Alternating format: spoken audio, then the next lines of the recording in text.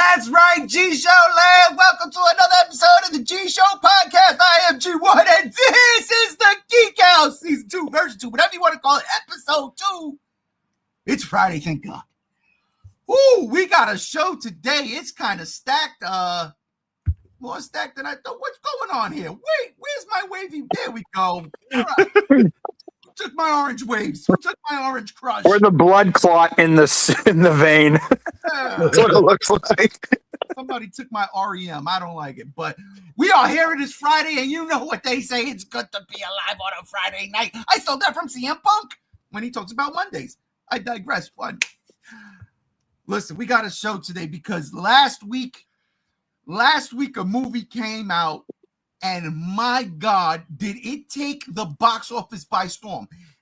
And I'm not talking about Send Help. Gotta talk about that. Gonna talk about Send Help. We've got, of course, the Monarch Season 2 trailer that dropped. We're gonna get into that. Toxic Commandos. I mean, could you get any more Left 4 Dead than that? We're gonna talk about that. And there is a new documentary on Netflix that could possibly rival Walking with Dinosaurs. We got to talk about that. I got my local paleontologist nerd in here, Dr. Alan Grant. I can't wait to get into it. But before we do, of course, got to do the introductions, the co-hosts, the cohorts, starting with from the great state of the tri-state. That is a thing. The godfather of Figure Collected, my brother from another mother, Rob Shinrob. Oh, God, it's Friday. I'm tired. I am starting. Shinrob Jr., a.k.a. Robbie Butterfuck over there. Robbie Butterfuck over here with a motherfucking beer. Hey, I did not open a beer. I simply slapped it because I opened it already. Happy Friday. Salud. I'll do it for you. Salud. I'm not supposed to. Hey, yo. Also, soy bien. I'm practicing my Spanish for the Super Bowl this Sunday. You know, that bad buddy Boricua is going to be up there making people real mad. And I'm just going to laugh. That's it. I'm just going to laugh. Also joining us, my right hand when it comes to Godzilla on this page, G73, a.k.a. Megzy, a.k.a. Space Godzilla's NDA. What the fuck? How's it going, everybody? Happy Friday. Glad to be here. Last week my internet was taking a crapper. Thank Xfinity for that, assholes. But now it's back. It's fine. It's good, at least for the moment. Anything can change though with Xfinity. You never know. Yeah, well, glad to be here though. I'm glad you're here. Hopefully you stay on for the entire run. Which is I should. Guaranteed. Promise. Also joining us, you know him, the crazy psycho from Idaho, my bro, motherfucking JR. What's going on? Let's go, Seattle! Woo! Oh my God! I don't know pumped, when he bro. got turned out. I'm fucking pumped, dude. I can't wait for the Super Bowl this Sunday. It's going to be a good time. And last I can't wait for the commercials. Exactly. My sip from another crib, coming back from a swim. You know, ladies and gentlemen, he was skinny dipping in the ice in Montana just now, trying to hold his breath. What's going? Gam Z1, ladies and gentlemen, what is going on?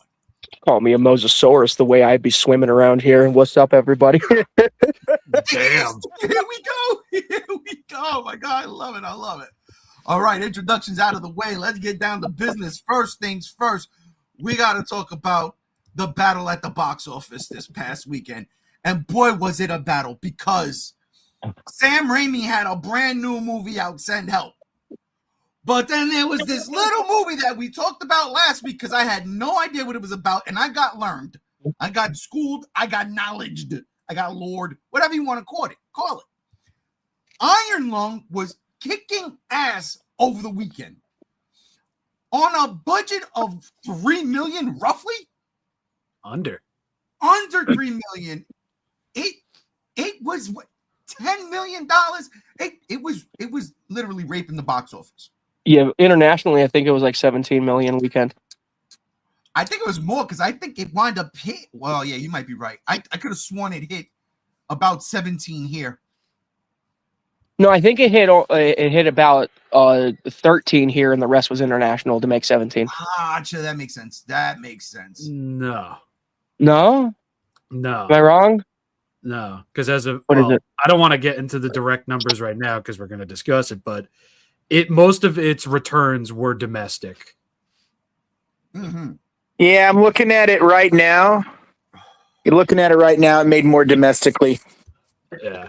Well, I don't know if you want me to say the actual numbers, but I looked it up on the numbers. Yeah, I'm looking at it. We'll get into that in a second. We will. Yeah. But fact of the matter is, that was amazing. What was going on there? Absolutely amazing. I haven't seen a movie battle for the box office #1 spot like this in a very long time. And by all means, Iron Lung should not have been close to what a Sam Raimi film, a brand new Sam Raimi and Sam Raimi back to form type of film. Yeah. Would coming out, but power of the people. This dude Markiplier is someone, and I don't mean to sound like this is hokey shit, but someone I'm admiring. I admire the guy. I don't even know the guy, but from hearing what The power of having multi-million subscribers. Excuse me, ladies and gentlemen. The power of having. Are you coughing up water? Yeah. Guess who doesn't have ladies and gentlemen. Guess who doesn't have an iron lung? Because I don't got an iron lung, ladies and gentlemen. But no, listen. Fucking perfect. Listen. That's the power of having like multi-million strong subscribers, and most of them being here in the States. Yeah. So I got a rundown review on Saturday while watching the Royal Rumble. My daughter went to see it Friday night. I asked her what she thought, how she thought. She basically said at first she was kind of like thrown off. She goes, by the end of the movie, I loved it. She's not into gory stuff, so apparently there must have been some kind of gore in there that made her like look away, but she loved it. It was a glowing review. Yeah, most people are saying like the first 15 minutes are the weakest. Wow, yeah, that's pretty much what my daughter said. She said like the very beginning of the first act is, what are we doing? But impressive nonetheless. Now, there was somebody here on the panel who did go see this movie, and it wasn't me, but it was definitely from the great state of the tri-state, my brother Rob. Yo. Take it away, please. All right. Well, before I do, I just want to give a little bit of updates. As of today, Iron Lung is still #2 at the box office, but it has attained 28.4 million as of today. I imagine by the end of the weekend it'll probably hit 30. And I just wanted to point out that if it hits 30 by the end of the weekend, that's practically 95% of Markiplier's subscriber base, which is 38.2 million people. Yeah. So it's type crazy. So most of it, literally 10 times its budget. Most of it was made domestically, as we just talked about. Big, not really big, but a decent pull internationally, but more international dates are coming. The film received a theatrical extension over here in the States. And on top of that, on Monday, Markiplier confirmed that he is going to hammer down a physical and digital release completely independently. Oh, wow. Yeah, he and the next thing that happened fucking surprised me. He's been getting contacted by big name studios that he's not allowed to name, and he's stated that he will still 100% remain independent and continue to do all of this stuff by himself. Good on him. Fuck yeah. Don't get into the suits. Don't do it. No, and I don't think he will at this point. He spent under $3 million, and he's making close to 30 at this point, and the theatrical run isn't even finished internationally. But another big thing happened with Iron Lung over the last week and or weekend. The Iron Lung original soundtrack, as composed by Boomer Shooter, Lord Savior, and Trash Can Dweller Andrew Holsholt, shared in a tweet on Tuesday that his score is currently the #1 spot on the soundtrack charts for that of Bandcamp. For anybody who doesn't know what Bandcamp is, it's essentially a platform by the artists for the artists. They get like most of the fucking money that iTunes and other people would take away from them. So a direct purchase through them, either digitally or physically, the artist gets a significant chunk of that. So Iron Lung OST is number 1 in soundtracks and number 4 overall site-wide, which is a huge fucking deal. And I just got to say, I mean, if you've played any boomer shooter from fucking New Blood, if you've played Dusk, if you've played, what was the other one, Drew? The futuristic one? Proteus. Yeah, you've played Proteus, you've played freaking pretty much any retro style first person shoot. You played the Doom Eternal DLCs. You've heard Holschult's work. Yes. His work is fantastic, and I just wanted to say before I get into my own thoughts and opinions on the movie, this soundtrack is fucking dense.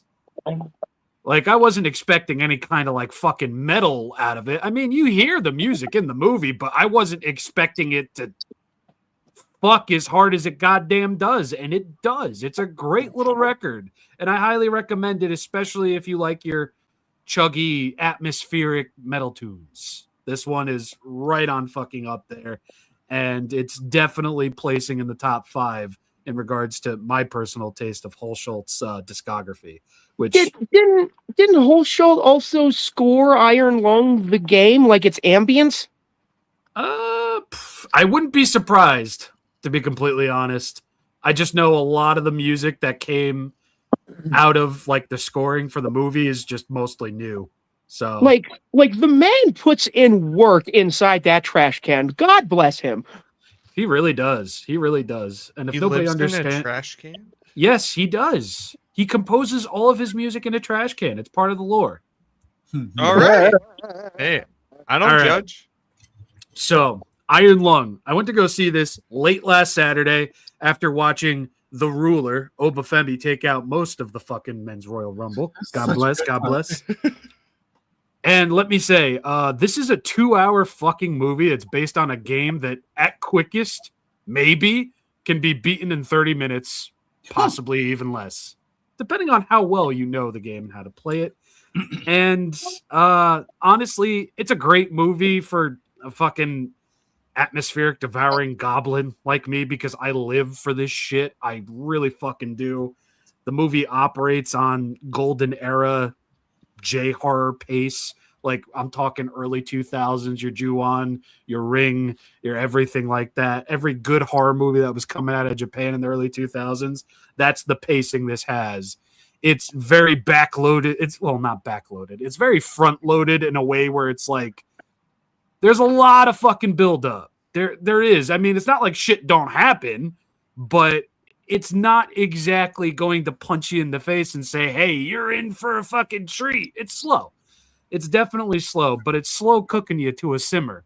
You're getting a nice little sizzle, a little pop and crackle up in there because, to be completely honest, you're a guy in a fucking submarine and you can't see outside the goddamn submarine.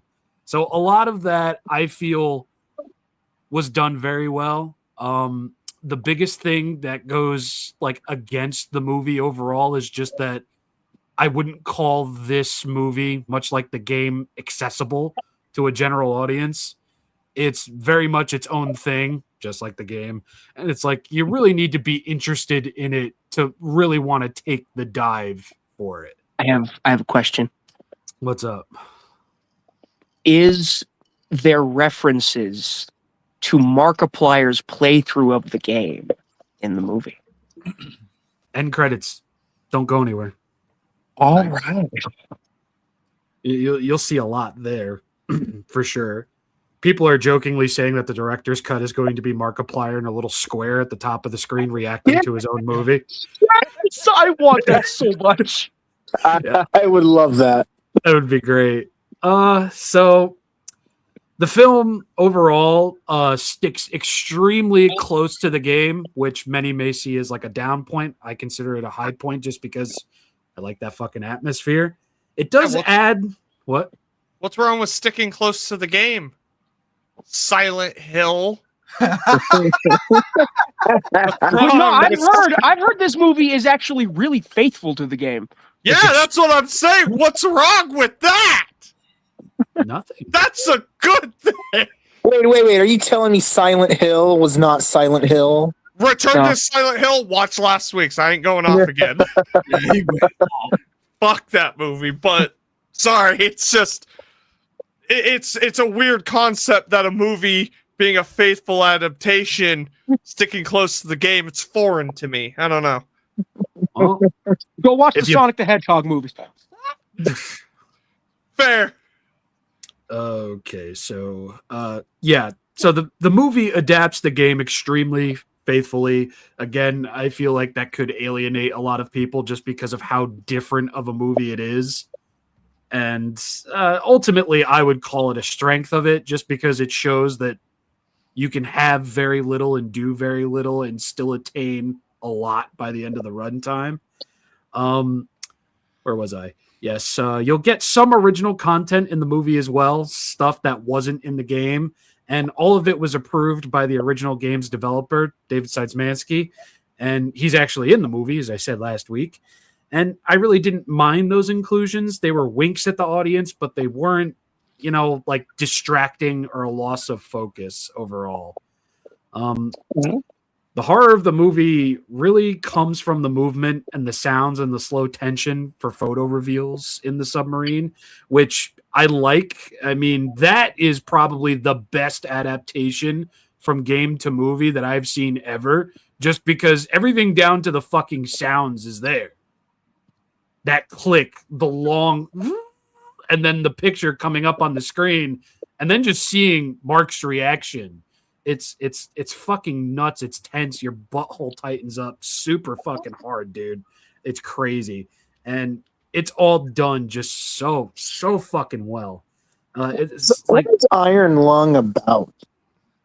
Iron Lung is about a convict that is essentially put into a submarine in a blood ocean on a desolate moon after a great fucking pandemic took out the goddamn planets and the stars, and you are down there photographing particular resources that will aid in humanity's survival. Okay. So like is the like plot in Iron Lung that he's like being invaded by a monster, or like what is that? He's in a blood ocean on a desolate moon. There are creatures within the blood ocean, but the whole thing is you don't see anything until you take a picture. It's like R-rated Pokemon Snap. There is no windows in the submarine. You only have an X-ray camera that takes still images. So you stop your sub, you take a picture, and you go look at what's outside, right directly in front of the sub. You do not have cameras on the side of the sub. You do not have cameras on the back of the sub. You only have one camera on the front of the sub. Okay. You are essentially Ocean Gate if you are on an alien world. Yes. Okay. And the most of 90% of the movie, you are just following one person, and that is Markiplier's character inside the submarine, with occasional characters spouting exposition in a radio that you can barely understand. Yep. Gotcha. Okay. So beyond all of that, it's reveal after reveal as the movie goes on. You hear this fucking haunting deep sea moaning all throughout the fucking movie. It's crisp, it's unnerving, and you get more and more until the final 15 minutes slaps you across the face and says your mother's cooking is garbage. It really is. I have one more question. A lot of reviewers have said that this is probably the best looking stage blood in a movie in a long time. Do you agree with that? I would definitely put it up on par with the original The Shining elevator shaft scene. For sure. Shit. Okay. Yeah. So I can wrap up my overall thoughts and opinions. It's a passion project, start to finish, and people saying that this could have very easily have been a 30 to 40 minute long short film aren't wrong.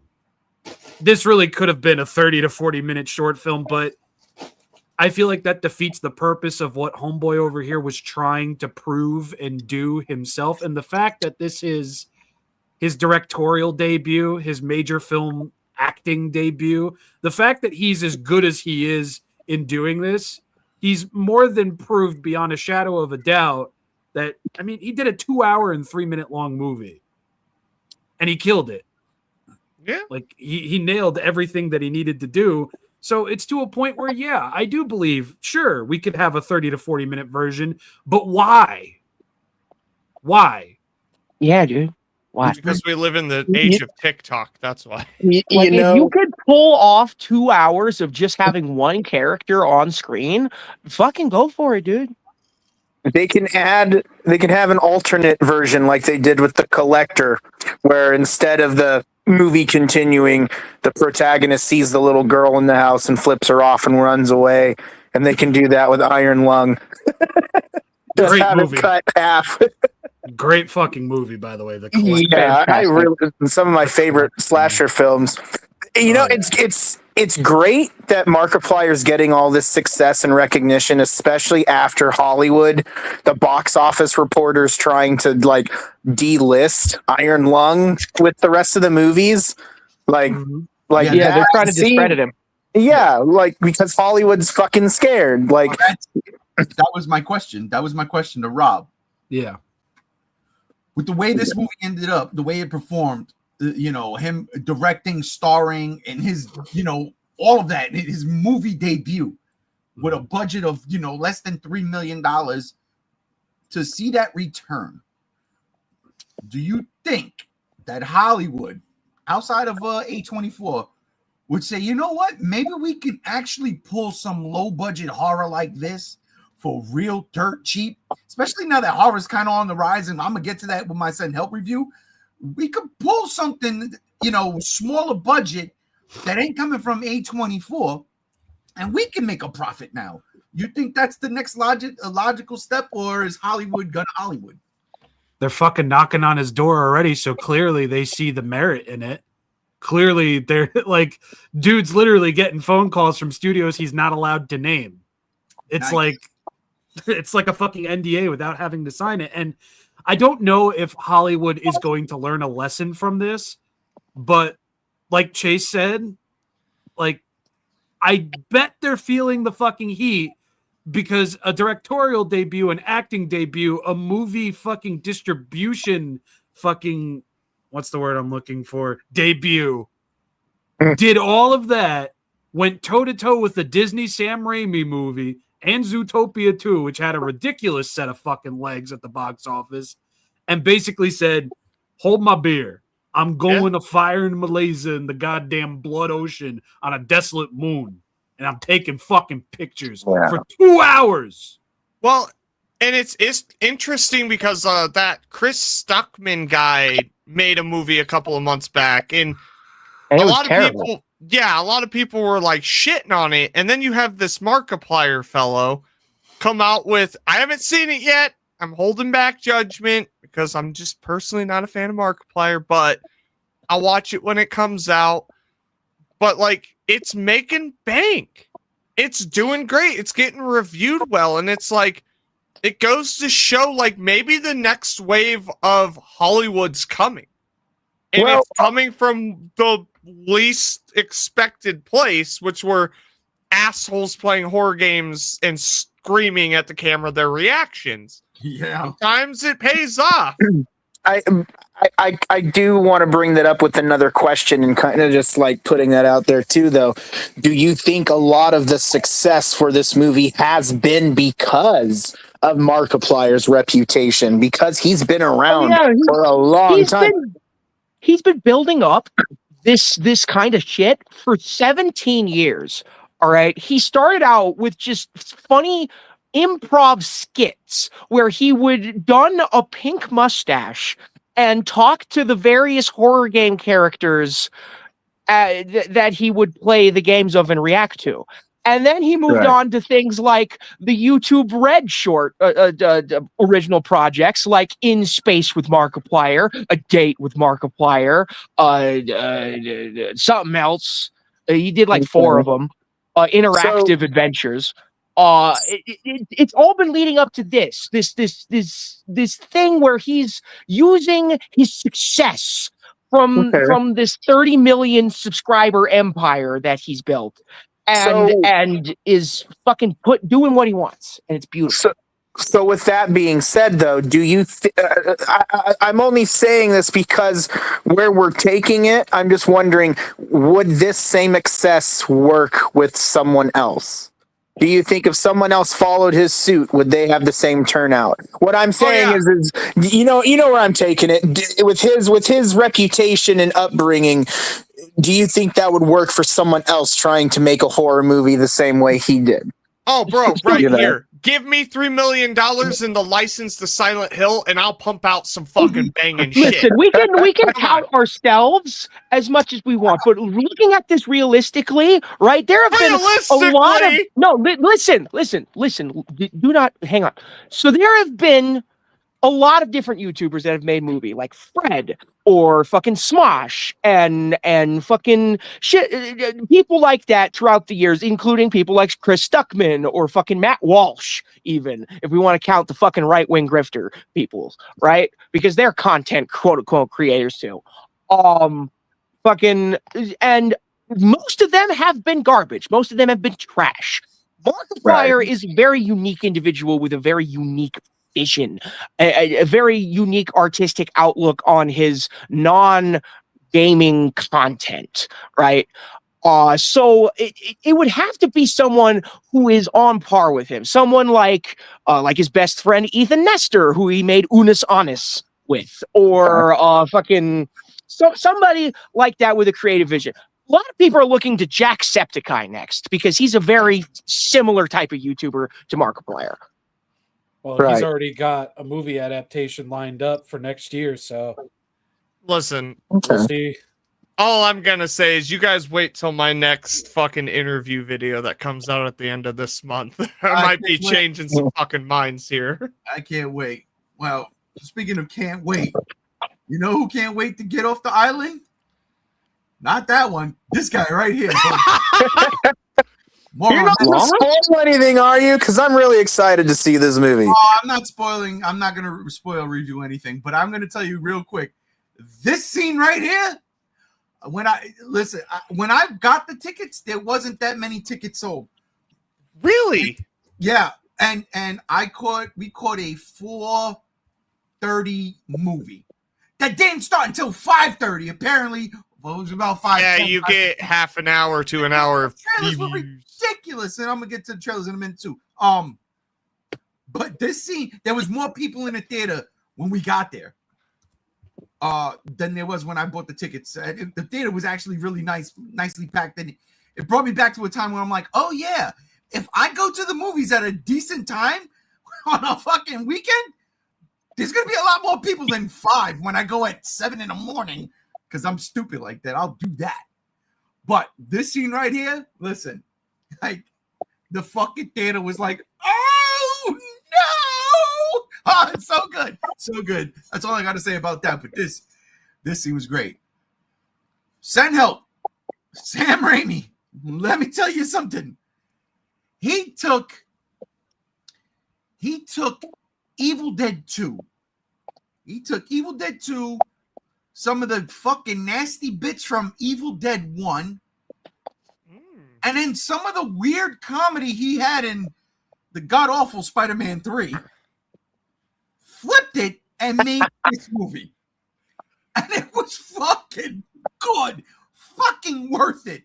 I was so happy I went to see this movie. Right now, January is 2 for 2 in terms of movies. Bone Collect is better. But still, Sam Raimi came and said, watch this, and went back to being Sam Raimi. There are scenes in this movie that is absolutely fucking gross, disgusting. I mean, it's nasty. This scene right here. Oh no! She's crazy. She's fucking nuts. But I loved the way they set her up. She's nasty in the office. Like, she's like, people don't like her. She wears weird clothing. She's the coworker that stinks. I got to throw this in there because it's funny. So basically, the whole setup is this. She's next in line for a promotion. she's supposed to be like a president of let's say strategy and planning. She's a management. She's supposed to get into management because the guy who ran the company promised her that. She's very good with numbers. She's extremely great with numbers. But all these young hip guys from college, and they come in and they basically walk all over her. They play her. They tell her what she wants to hear. And then she gives them all the work she done, and they say, oh, yeah, I did it. Well, the father, the owner of the company passes away, and the son takes over, which is Dylan O'Brien.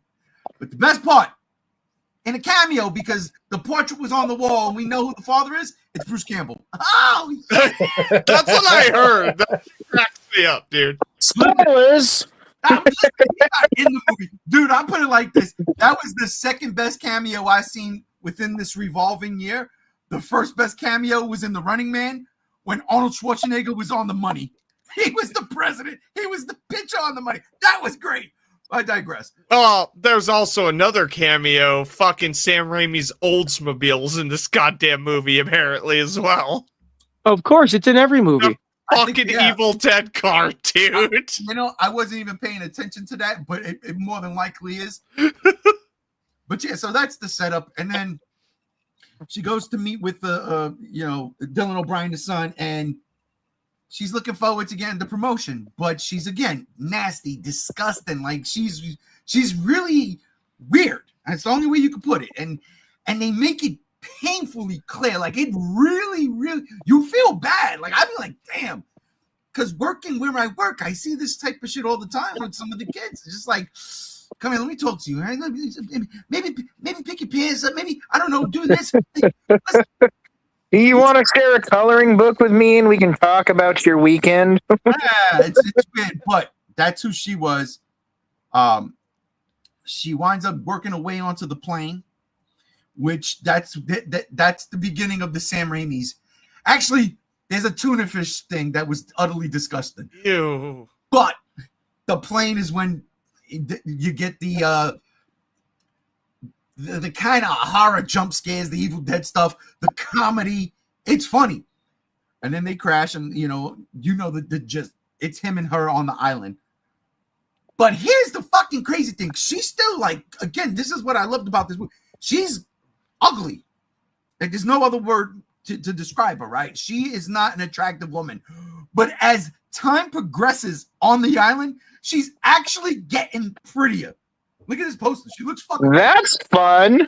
Yeah, it was crazy because she's in her element. She always wanted to be on Survivor. And now she's living out her fantasy. Because she's stuck on this island. And it was just so fucking funny. And then, he's got to come around because she's taking care of him. And, there's not romantic tension, but there's, all right, I need your help in order to survive. I need you to help me get off this island and all that shit. And it's just the way they play with each other is fun. But here's some Sam Raimi shit right here. This shot right there. You can't tell me that's Sam Raimi. That's Fulci. This is Italian horror. Oh yeah. And it is fucking like it's nasty. Is it the boar scene? No, actually, the boar scene was actually pretty cool. I can't lie. Now, do any of them talk to a volleyball? None of them talk to a volleyball. Not one of them. Okay, this movie sucks. Yeah, no. Damn. How do you have a stranded island movie and you don't incorporate Wilson, the best actor ever? Well, I'm going to tell you this. Miss opportunity. One of the things I was getting mad at was like, it is a desolate island, and it's not that big of an island. And I'm like, how the fuck is there a wild boar or wild boars, plural, on this small fucking island? Made no sense to me. And I was like, what? The fish was fine. When they're eating fish all the time, that's fine. Yeah, they're stuck on an island. But I was just like, where'd the wild boars come from? But the movie does its best, and they answer all the questions. And honestly, I fucking loved it. I thought it was fucking great. Like I said, there's some great Sam Raimi moments in this movie. whether you want jump scares, because I mean, there's a couple, but it's like it plays like Evil Dead 2 almost, but it works. This scene right here, I mean, it's crazy. But what leads up to this scene is where it's like fucking disgusting. It's just like, and it was great the way it was set up and everything that happened and everything. She's a psychopath. Bone Temple was right now my favorite movie of the year. That's going out, goes without saying. But in all honesty, because I really, the Supergirl trailer was like, man, this right now is in my top 5 movies of the year. Only because I've only seen 2. Now, next week, what's the what is it? Be Careful, Don't Die. What's that movie called? Oh, Ready or Not 2. No, that's not. That's not next month? No. This next week. That's next. Yeah, sorry. They're going to kill you? Is it that? No, it's oh my god, dude. Movies. Let's go to movies. Go to movies. Yeah, just look it up. The one with my god, the guy who played in Iron Man 2, the bad guy. Guy Pearce? Not No, that's Mickey. Wasn't Mickey? Rourke. Sam Rockwell. Sam Rockwell. Okay, I know which movie you're talking about. Yeah. Oh. Be careful. Yeah. You were close. It's something like whatever you do, don't die or whatever. Yeah. That comes out next week, and that looks fun as fuck. So I'm gonna go see that next week. I got a plan to go see movies. At least good luck, have fun, don't die. That's coming out next week. What a title. Tell me about it. What is that movie? Let me see. It's where he's a time traveler and he goes back. Oh, that's right. That movie looked fucking bomb. The best thing about Return to Silent Hill was that trailer. All right. And now that's where we're into it. So send help. Definitely see it. I think all of you would enjoy it. If you watched one Sam Raimi movie and liked it, you will definitely enjoy this. He's back to form. I thoroughly enjoyed it. My wife really liked it, and she had no idea what this movie was about. Fire. At all. That's the best. Let's just go back to watching movies without seeing any trailers or anything. That's how we walked out of that movie. She goes, that's how I felt when we saw Sinners. I had no idea what that movie was about. And we came out and it was like so freaking good. Yeah, this movie was good. It's definitely a fucking fun time. I mean, just look at her face. She's having a good time. But let's talk trailers. And with the Super Bowl this Sunday, we're supposed to get a slew of movie trailers. But apparently, everything we're getting, save for maybe Toy Story 5, they've shown already. I'm watching this movie. You know what they show? And honestly, I can't lie. I kind of teared up a bit, just a bit, because I said, oh my God, there it is. It's back. It's in my face. And fuck, I haven't felt this way since 2005. Mandalorian and Grogu trailer pops up on a fucking theater screen. And I'm all in. I fucking loved it. I'm sitting there, I'm like, this feels like Star Wars. This fucking feels like Star Wars. As a fucking Star Wars fan who's kind of fucking, cold-shouldered it over the past decade, I was right back in. I'm like, this is it.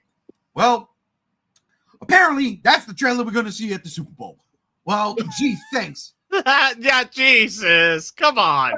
I'm like, this is terrible. Scream 7. They just dropped the new trailer. So the Scream trailer we're going to see at the Super Bowl, you already dropped. I'm getting sick and tired of you. This is happening, like, I want to say the past 5 years, maybe. All the good shit is dropping on YouTube before. Now, maybe that's because you got people who don't like football. Like Rob said earlier, we go to I go hang out with my friends. They have a Super Bowl party, but I'm in the back with everybody that don't care about football. We're just here to hang out with our friends, but we're not watching the game. They watch all the fucking trailers on YouTube. There's a fucking trailer I didn't even watch it yet because on purpose, I'm waiting for the Super Bowl to see it.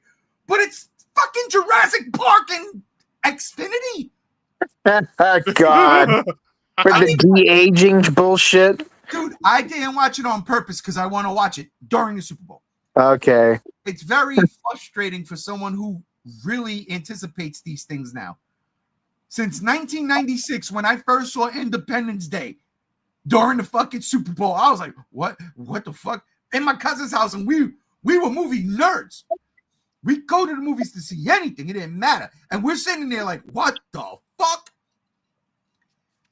I hate that tradition is breaking now. So I asked, I thought we were going to get a Spider-Man trailer. Honest to God, I thought we were going to get a Spider-Man trailer because there was already a Mandalorian and Grogu trailer. No.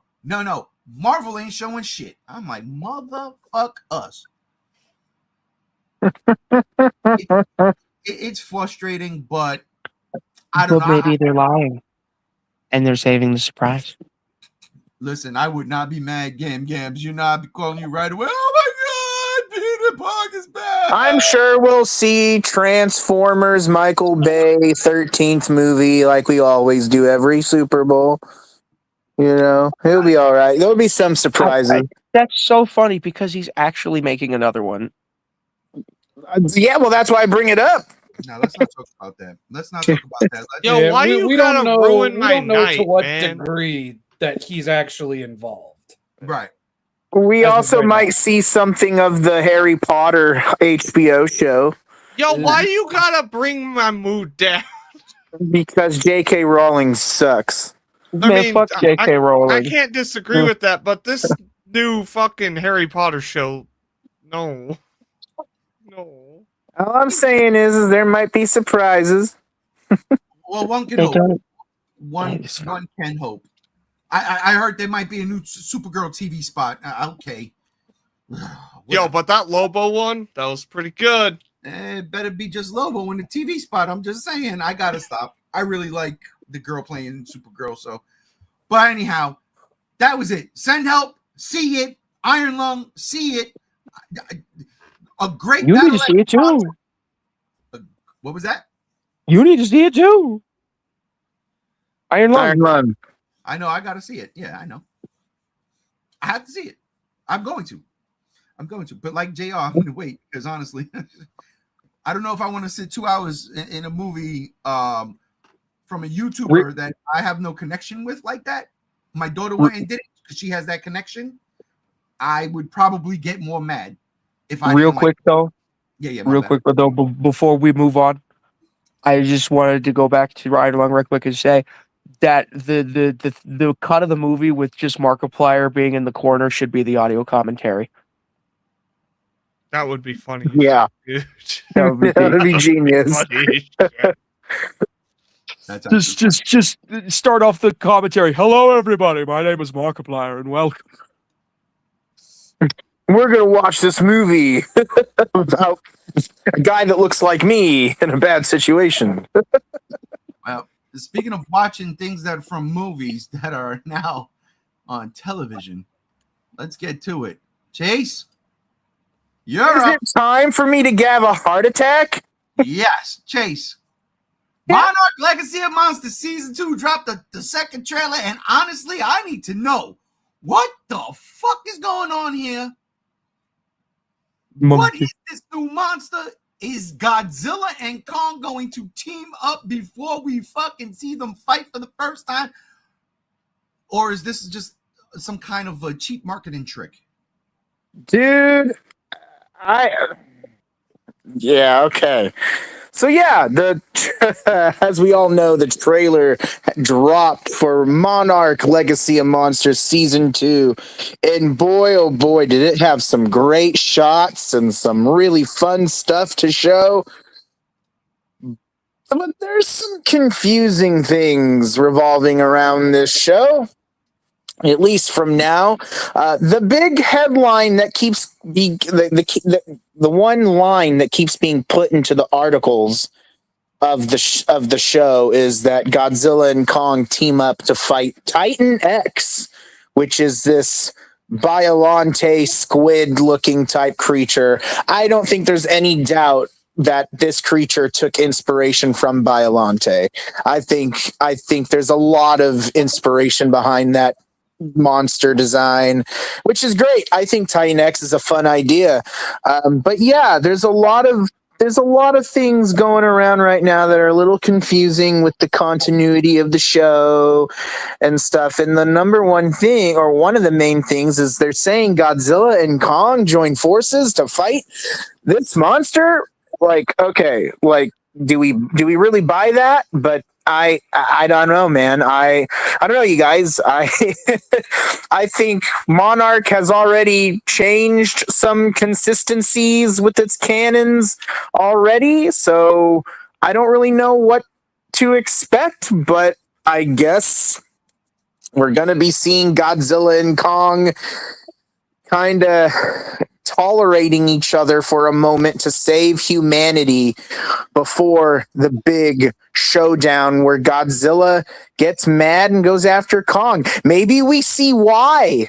Maybe Kong like shoves a tree in his mouth on the island or something, and they just hold a vendetta against each other, and that's how we get the prequel to GVK. I mean, who knows? But we do, in fact, see Godzilla walk on land on a place that looks like an island. So, I don't know. There's a lot of things right now with Monarch that I am specifically. I'm rewatching Monarch right now, and I'm having gripes with it. I still love it, but I do have more solidified issues than my second watch around. But we can get into those whenever it's warranted. But for right now, Monarch Season 2 looks very great. It looks like it's a change of pace. And I hope Legendary will fix a lot of the issues Season 1 had. But for right now, yeah, I don't know what's going on with this show. There's like, where do the timelines lead up? You know, how does that play into all of this? If this is supposed to take place between 2014 and King of the Monsters, what's going on? Especially because we see Shaw in a boat, and we know the last place he was the Axis Mundi, and we know time passes really weirdly down there. So then we see them on surface in a speedboat and stuff, and sheesh, where does this show actually end up? You know, so there's a lot of questions, a lot of confusion, but yeah, Titan X, that's apparently the official name, and Godzilla and Kong are gonna put aside their differences for maybe a minute and 20 seconds to give us a great battle, and then Season 3 maybe gets teased. So who knows? But other than that, the trailer itself for Season 2 looked awesome. I don't know about you guys, but I loved seeing the shots of Godzilla. I love seeing the shots of Kong. Titan X looks very intimidating and formidable. And it sounds like the cast isn't going to be dragging their personal dramas too long and unwelcome like Season 1 did. So I don't know. Maybe this season actually is the Aliens to Alien. I don't know, but I'm here for it. I just don't know what we're going to get and expect. And maybe we get a supernova teaser. I mean, who knows what to expect from this show and what Legendary has in store. But yeah, but now we've all seen it. I have a strong feeling that the rift that Hydrolanti comes out of is going to play a significant role going forward in the Monsterverse. At least that's a theory I have. But Titan X, Hydrolanti, shout out to my brother who dropped that on me on the fucking whenever the day this shit came out. My sides were hurting. I was laughing so fucking hard at work. This motherfucker. Because in all honesty, that shot in the ocean, yeah, I recognize that shape. But what? Honestly, I'm going into this season with just like, all right, I just want to watch it because the trailer shows me some fucking insane looking monster action like this shot here. Like, okay. I'm excited. Godzilla and Kong's going up against Slattern from Pacific Rim. But I am really looking forward to all this. I'm looking forward to the monster stuff. I was gonna start rewatching Season 1, but I realized that Season 2 doesn't come out until the end of the month, and I'm like, I'm not gonna get Apple Plus right now. I could do that my next paycheck. Then I could watch season 1, go right into season 2, and be a happy, merry camper. Because this, that's how I should have done it too. Yeah, it's just going to May, and you know me, I gotta support the big guy any which way possible. So, Right. $13 a month for Apple TV just so I can watch this. Fine, so be it. I'll probably also watch that show Blind with Jason Momoa, because yeah, I heard some good things. But any of his out. JR, what was your thoughts on this trailer?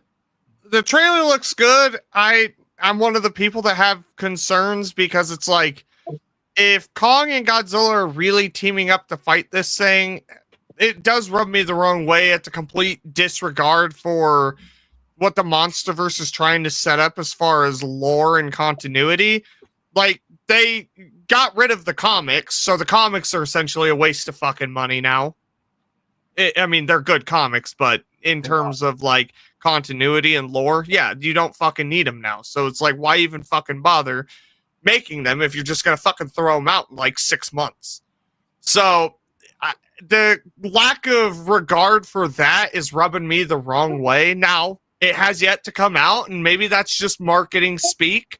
It's like, yeah, Godzilla and Kong are gonna, they're teaming up to fight this thing. Maybe they're fighting two different, maybe Kong punches it off his island and Godzilla kills it in Japan. We don't know, you know, but I'm not buying it there. I do hope it's going to drop the family dynamic. I fucking hated that in season 1.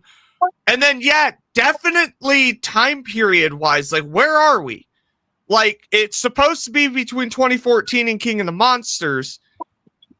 But no. Season 2 is now supposed to be just before King of the Monsters. And that's where it's like starting to be like really confusing, because it's like, okay, so there's this world-ending event right before the world-ending event. It's like, do you call it fatigue? It's like every like Marvel movie, the main villain, I'm gonna end the world. The next movie, I'm going to end the world. The next movie, I'm going to end the world. It's like, can't we just fucking chase random monsters and just like, I want that show. I want the X-Files, but Monarch. Hey, to be fair, Thanos did end the world in Infinity War. Yeah, that's true. That is true. World. But that's going to be Space Godzilla. He's just going to blow up the planet. No more Monsterverse movies. One could only hope. But Space Godzilla the merchandise. But at the end of the day, it's got me curious. I would be a fool if I said I wasn't excited, because yeah, this trailer got me more hyped than season 1's trailers did. So I have my gripes. Questions will be answered. I'm not watching it when it drops. I'm going to watch until it's finished dropping. I'm going to binge it like I did season 1. So that's fair. Y'all get to wait till fucking, what is that, April or May for my review. Fucking May. Well, like we did the last time. We did a mid-season and then the full season. We'll do the same thing. And May 1st is the final episode, apparently. Yeah. You're fucking 2 weeks before Gem State Comic-Con. Thanks. Spider-Man says Monarch legacy of retcons. Exactly. That's what like fucking sucks, because like I have all the comics physically, and all the novelizations that reference the comics. Everything. Yeah, and it's just fucking oh my god. And people say the fucking Snyderverse didn't make sense. This shit doesn't make sense. This is just as bad as the Showa era, trying to connect the dots and then it doesn't work. Muto Prime is dead. Yeah. Muto Prime never existed. Muto Prime never existed yet. That's how dead. That's how dead she is. There's literally figures of Muto Prime coming out. But it's not a real character, ladies and gentlemen. It's not real. Yeah. Legendary needs to get it pulled together. But still, there's got to be some things about the comics that are still canon, because Tiamat existed in the comics before being made canon in a movie. That's true. But wasn't I Tiamat think- also one of the Titans seen on the radar on the map in King of Monsters? Yeah. Yes. Okay. Yeah, and the sequel comic to that is Godzilla searching for a new lair and fights fucking Tiamat and chases Tiamat out of the fucking lair. So Godzilla now has a lair. And then Adam Wingard said for GXK, nah, he's going to sleep in the Coliseum. And Okay. then go and take Tiamat's lair again.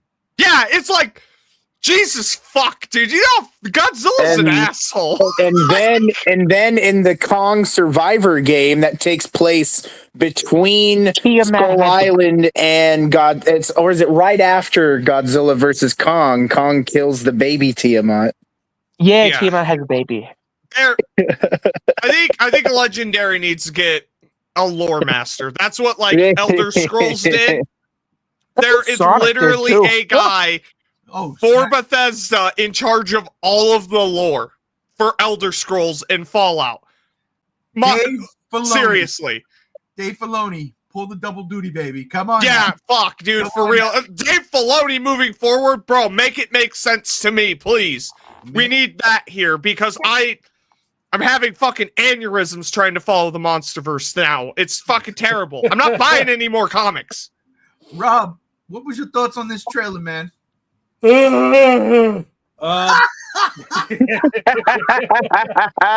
That was a yawn. It was exacerbated by my stretch. So I liked the new trailer. The trailer got me hyped. It made me very, like, damn, I want to follow this. But it's one of those things where it's like you keep on watching it, you keep on talking about it, and shit just gets all the more confusing. And it's like, when does this happen again? Why does this happen? Why is Godzilla in Tokyo, Japan? I thought he was gone for 5 years. Oh, no. Well, you see in the comics. Oh, then, oh, wait, but this contradicts that. I don't know. I'm trying to not care to such an extent of what fits where and how. I kind of just want this show to be as good as the trailer was. That's the level I'm at right now. That's fair. Yeah, like, yeah, I do want it to fit. Yes, I do want it to make sense, but bro, Because in all honesty, it might be a thing where it just is what it is and it gets no explanation and we're just fans that are looking too far into it and it's just going to be what it is and we're just going to be left feeling that pinch in our gut. It very much could be that. You know what? Very much so. You know what? I've Ooh. got a fucking theory, and I swear to God, I think this theory holds water. I think it holds water like Gam Gams holds water. I think this theory holds water. I am not gonna say what it is just yet because I do want to go to Gam Gams, and I want to get Gam Gams' take on this trailer, and then because, ladies and gentlemen, you gotta understand something. Me and Gam Gams had some deep combos about this shit. We read the novels, we talked about the novels, we reviewed the novels, we read the comics, we talked about all of this shit. Gam Gams is very adamant about timelines. Where does this take place? What's the structure? But before I get to that, Gam Gams, what did you think of this trailer? So, just looking at the trailer in a vacuum, right? This trailer is giving me a lot of the things that I've always wanted from the Monsterverse. We get a cool fucking sea monster for Godzilla to fight, right? Like, we haven't had a cool designed fucking aquatic rival for Godzilla in quite a long time. And fucking that's a cool concept in and of itself. We got Monsterverse Godzilla in Tokyo, Japan, with destruction happening around him. Holy shit. For the first time in the Monsterverse, we're seeing Godzilla in Japan on screen. It's peak. But like everyone else, you look at it and you start to like question like when and how and is this even canon anymore? And like, what are we doing here? Like, the first season utterly obliterated Godzilla Awakening. Like, Yeah. that shit's just done. Yeah. and thank God I hated that now comic. this one seems to be doing the same thing for King of the Monsters prequel comic with Muto Prime, that being Aftershock. fucking Aftershock. Was it Aftershock? Yeah. Yeah, it was Aftershock. Yeah. And like, what is season 3 gonna make fucking Godzilla Dominion and Kingdom Kong fucking done? Like, what are we doing here, right? Yeah. And it's kind of head scratching, right? Because like, as G1 here said, I've been following this entire series in every way, shape, and form. I own all of the novels. I own all the comics. I own every movie on 4K or a steelbook. I love the Monsterverse with all of my heart because it gave me actually Godzilla and not just some iguana in an American movie. You know? And that's special to me. And so I am intimately aware and intertwined with knowledge of the Monsterverse's timeline. And I've had to rearrange some things because of what Monarch has been doing. And now it seems to be doing it again. So did you want me to break down that timeline for you, G1? Yeah, I would actually like you to break down that timeline for me because again, I've got a theory and I'm holding on to it. I'm writing it down right now. Go ahead, break this thing down. So when it comes to the organization we know as Monarch, it all stems back to the 1950s, right? With the Godzilla Awakening comic, it was Serizawa's dad who survived Hiroshima and was convinced he saw a flying creature, the Shinamura, and he saw Godzilla and stuff. And he goes around and chases them around. And Douglas MacArthur makes up the name of the Monarch unit to look for these radioactive monsters, right? But then we got the Monarch Legacy of Monster version of the 50s, where instead of Serizawa's dad, now we have Bill Randa and Robert Lee Shaw, who his character in Godzilla Awakening is, but he is completely reinterpreted as a new character in season 1 of Monarch Legacy of Monsters. And Keiko, I do believe her name is. Yep. And it's those three who found Monarch, who named Monarch, and who went to Shaw for the military funding for Monarch. And, they went around, found the Ion Dragon, and discovered the Axis Mundi. There was skip ahead a couple years. It's like the 60s or something, and then freaking Shaw goes down into the Axis Mundi with a team, and his team dies, and he's not there for very long, but when he pops up, it's the 80s. Right? And because he popped up decades later and is the same exact age he was, pretty much, as he was when he did his daring mission, he's put into a crazy folks' old home. And is there.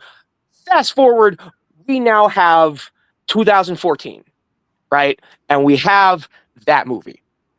We have fucking the Mutos rise, and they fucking start to fucking well, yeah. First there's the Janjira incident in the 90s, 1998, if I remember correctly, or 1999, and the Janjira incident was the Brodies meeting the Brodies, and fucking the male Muto attacks the nuclear plant and destroys it. Brody's wife dies from radiation, and sad boy hours, And then we skip to 2014 and the events of 2014 with the plank of wood known as fucking Ford Brody and Whoa! barely Whoa. any Godzilla cutting away. Too goddamn dark to see. I take Love that movie to offense death. to everything you're saying right now. Needless to say, that is what's known as G-Day. And then we go a little bit forward to the event, the days to months after the events of G-Day, which is the modern timeline, quote unquote, of Monarch Legacy of Monsters Season 1, where we follow Kate Randa and her search for her brother and fucking her dad and all that shit. And that family drama that nobody but me and my darling partner Cruz seem to love. Love that show. Wait, I really like. And we got that. They go and do what? I like the Legacy of Monsters. I didn't. Yeah, I like yeah, Legacy of yeah. Monsters too. It's just not a perfect show. No, my bad. Go ahead. I Dave. mean, we can go back and forth about that. It's fine.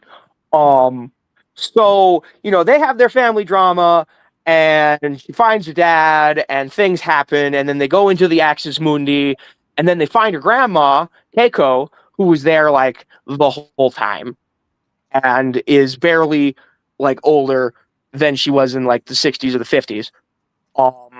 And then they come back out, and all of a sudden, it's 2017, and they're on an Apex Cybernetics outpost. Not even a Monarch outpost. It's run by Apex Cybernetics from GVK. We'll get there. And on Skull Island. And then there's the monkey. He beat his chest. He roar. We love monkey. Oh my God! I completely skipped the 1970s. Bill Randa is an old man played by John Goodman rather than the dude from season 1 of Monarch Legacy of Monsters, and he wants to go to Skull Island to see Monkey.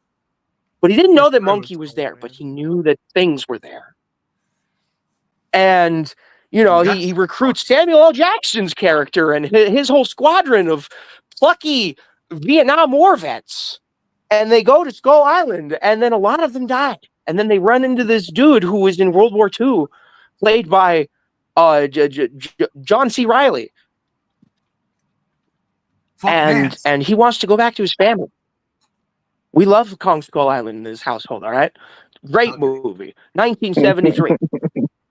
We just briefly went back to that point in time. Now we're skipping back. We're in 2017, right?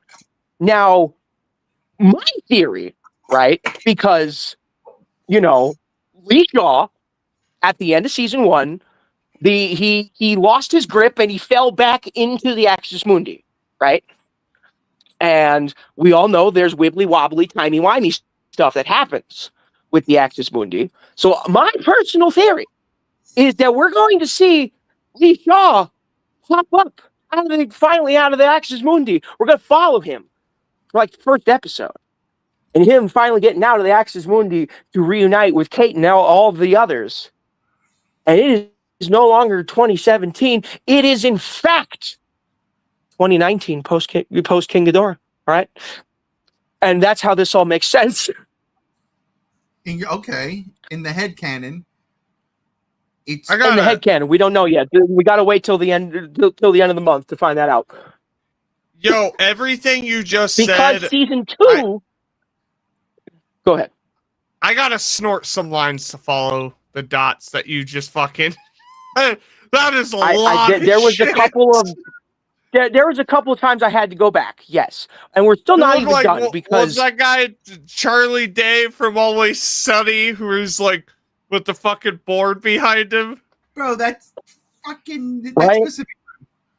Yeah, he's in Always Sunny, bro. Jumping forward, going with the comics now, late 2018, early 2019, we get the events of Godzilla Awakening with the Muto Prime and the early stages of Emma Russell's Orca device, and we get introduced to the eco-terrorists and stuff like that.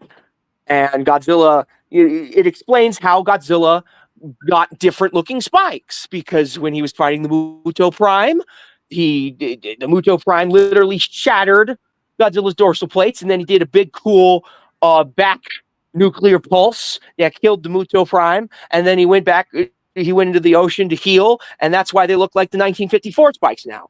And that's in 2018. Late 2018, early 2019, right? Okay, Godzilla attacks Tokyo in at this point, right, the movies are set in the year they came out. Right? We don't have movies that are set in the future yet. We'll get there. So then we get to the summer of 2019, when Emma Russell enacts her plan to release the Titans in order to try to save the planet from the plague that is humanity, because she's a crazy bitch. And she wakes the wrong Titan, the exact wrong one that you should not touch at all, that being King Ghidorah. And, you know, Godzilla isn't like that. They fight in Antarctica, they go to Mexico, and they release Rodan for whatever reason, and then Ghidorah fights Rodan, and then Godzilla shows up, and then they hit him with an oxygen destroyer and almost kill Godzilla, but didn't do shit to Ghidorah because he's from space. He doesn't need to breathe oxygen. It's a fact. And then he fucking does his big dick wing energy on top of the volcano with the freaking Jesus cross in the foreground. Beautiful shot to this day of the Monsterverse. And fucking awakens all the Titans. Kong hears it. This is from the novelization. Kong hears it and ignores it, but he knows the skull crawlers won't ignore it, so he goes hunting. Yeah. That's what Kong was doing. That should have been season 2 of Monarch. Yeah, what the fuck? In all seriousness, I thought that's where it was going. Well, but that makes sense. That makes sense. Apex being on the island and having all the skull crawlers. That would be dope. But then what's weird is you have Godzilla in season 1 of Monarch with his 2019 spikes, and then he's fighting in the Aximundi before all that happens with his 2019 look. Yeah, which also somewhat retconned Godzilla Awakening, because they just did not explain how it just happened in the Monarch Legacy of Monsters timeline. It's just evolution. We're gonna get there. All right. So now Godzilla fights Ghidorah in Boston, blows the fuck up Boston because he turns fucking burning because Mothra and nuking him in his lair and destroying it. Bullshit. And fucking Boston's gone. King Ghidorah's gone. Godzilla's the king of the monsters. They all bow to him like he's the fucking Lion King. One of the fucking my complaints with King of the Monsters to this day is that fucking bowing scene. That is how we got to where we are today. That scene is how we got to where we are today. They're bowing to the King of the Monsters, though.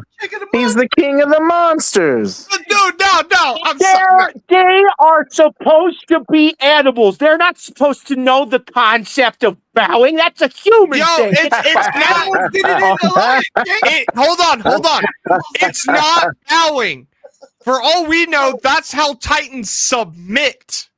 That's facts. And that's a good point. That is a great point. That is the Titans submitting because you don't fuck with that lizard. That's the alpha, right? Listen. If there was anything like real life, they would turn on their backs and expose their bellies. That's how you're supposed to submit. All right. It's a giant radioactive lizard. Relax. Who fucking swallows King Ghidorah's head like a spaghetti noodle? Now We're slurping that shit. Now, with the Adam Wingard duology, we have fast forwarded into the future, because while Godzilla vs. Kong takes place, came out in 2021, Godzilla vs. Kong, the story, takes place in 2024. So 3 years into the future of when the movies come out. I don't know if they're going to rectify that because we are now in 2026. But if I remember correctly, the events of Godzilla Kong: The New Empire take place in 2027. So probably not. We're probably still going to be in the future with Godzilla Kong Supernova. Just going to say that right now. But yes, it despite coming out in 2021, Godzilla vs. Kong came out in 2024. Is set in 2024, takes place. And we all know the events. You know, Godzilla fights a monkey on a fucking boat, kicks his ass, fights him in Hong Kong, kicks his ass. Monkey goes into Hollow Earth and gets axed. And then they fight. And then big mecha robot Godzilla for whatever reason, because billionaire wants humanity to be on top. Because that's what billionaires always want, is to be on top. They want to be the apexes. It's commentary. It's fun. Humanity itself wants to be the apex. But it was all with the face of a very Spanish billionaire. Yeah, no doubt about it. It wasn't Bad Bunny who's going to perform at the Super Bowl this Sunday, ladies and gentlemen. Boricua! Sorry. And then, you know, they beat the lizard and the monkey beat the robot, and happily ever after. Except not, because we fast forward a few more years into 2027, if I do remember correctly, despite the movie coming out in 2023. Would it be 3 more years, and timeline-wise, because it happened in 2024? Yeah, 3 more years. All right. If I remember correctly. So you skip forward 3 more years. So it's 2027, and the new monkey, the big ice lizard, Godzilla Kong have to team up, but Godzilla doesn't like Kong, and he turns pink. And they have a zero gravity fight, and Godzilla suplexes Kong. Fucking. Whoa! I'm not gonna let you get away with that. You motherfucker. We watch wrestling Mondays and Wednesdays now, okay? We watched the Royal Rumble together on Saturday night. That's right. I watched it early with Rob. It was a vertical suplex. Okay, yeah, that was before the. It was a vertical suplex. Hollow Earth dance in the air. I just wanted to make sure. It was before. I needed to get the suplex in there. My brain is scattered. I was about to Listen. run a promo. It's the chlorine. That is where it's okay. That is where we currently are in terms of the linear timeline of the movies, and not counting, you know, Monarch Legacy of Monsters Season 2, which is a prequel. We are currently in the year 2027 until it's revealed how long of a gap it's been since Godzilla Kong the New Empire and Godzilla Kong Supernova. It is most likely going to be in the future because, well, we're not in 2027 yet. Well, then again, the movie comes out in 2027. So they could realistically just be like, this is like a couple of months later after Scar King, if they wanted to regain the movies being set in the modern day, the year that they come out. But then again, they can't get away. If the movies go back to being set the year they came out, they can't really realistically explain the dumb future technology that they have, like the heat. So and the fact that Kong is still on Skull Island. Well, he's not no more. He's in Hollow Earth. In Monarch, the show, Yeah, he's on Skull Island. Oh. That's I said. Besides the prequels, which is Monarch Legacy of Monsters, this is a prequel. I'm saying right now, as of Godzilla Kong the New Empire, we are in the year 2027 in the Monsterverse. That is the latest point in the timeline. Now, Monarch Season 2 is supposedly taking place right after the end of Season 1, so that's going to be 2017.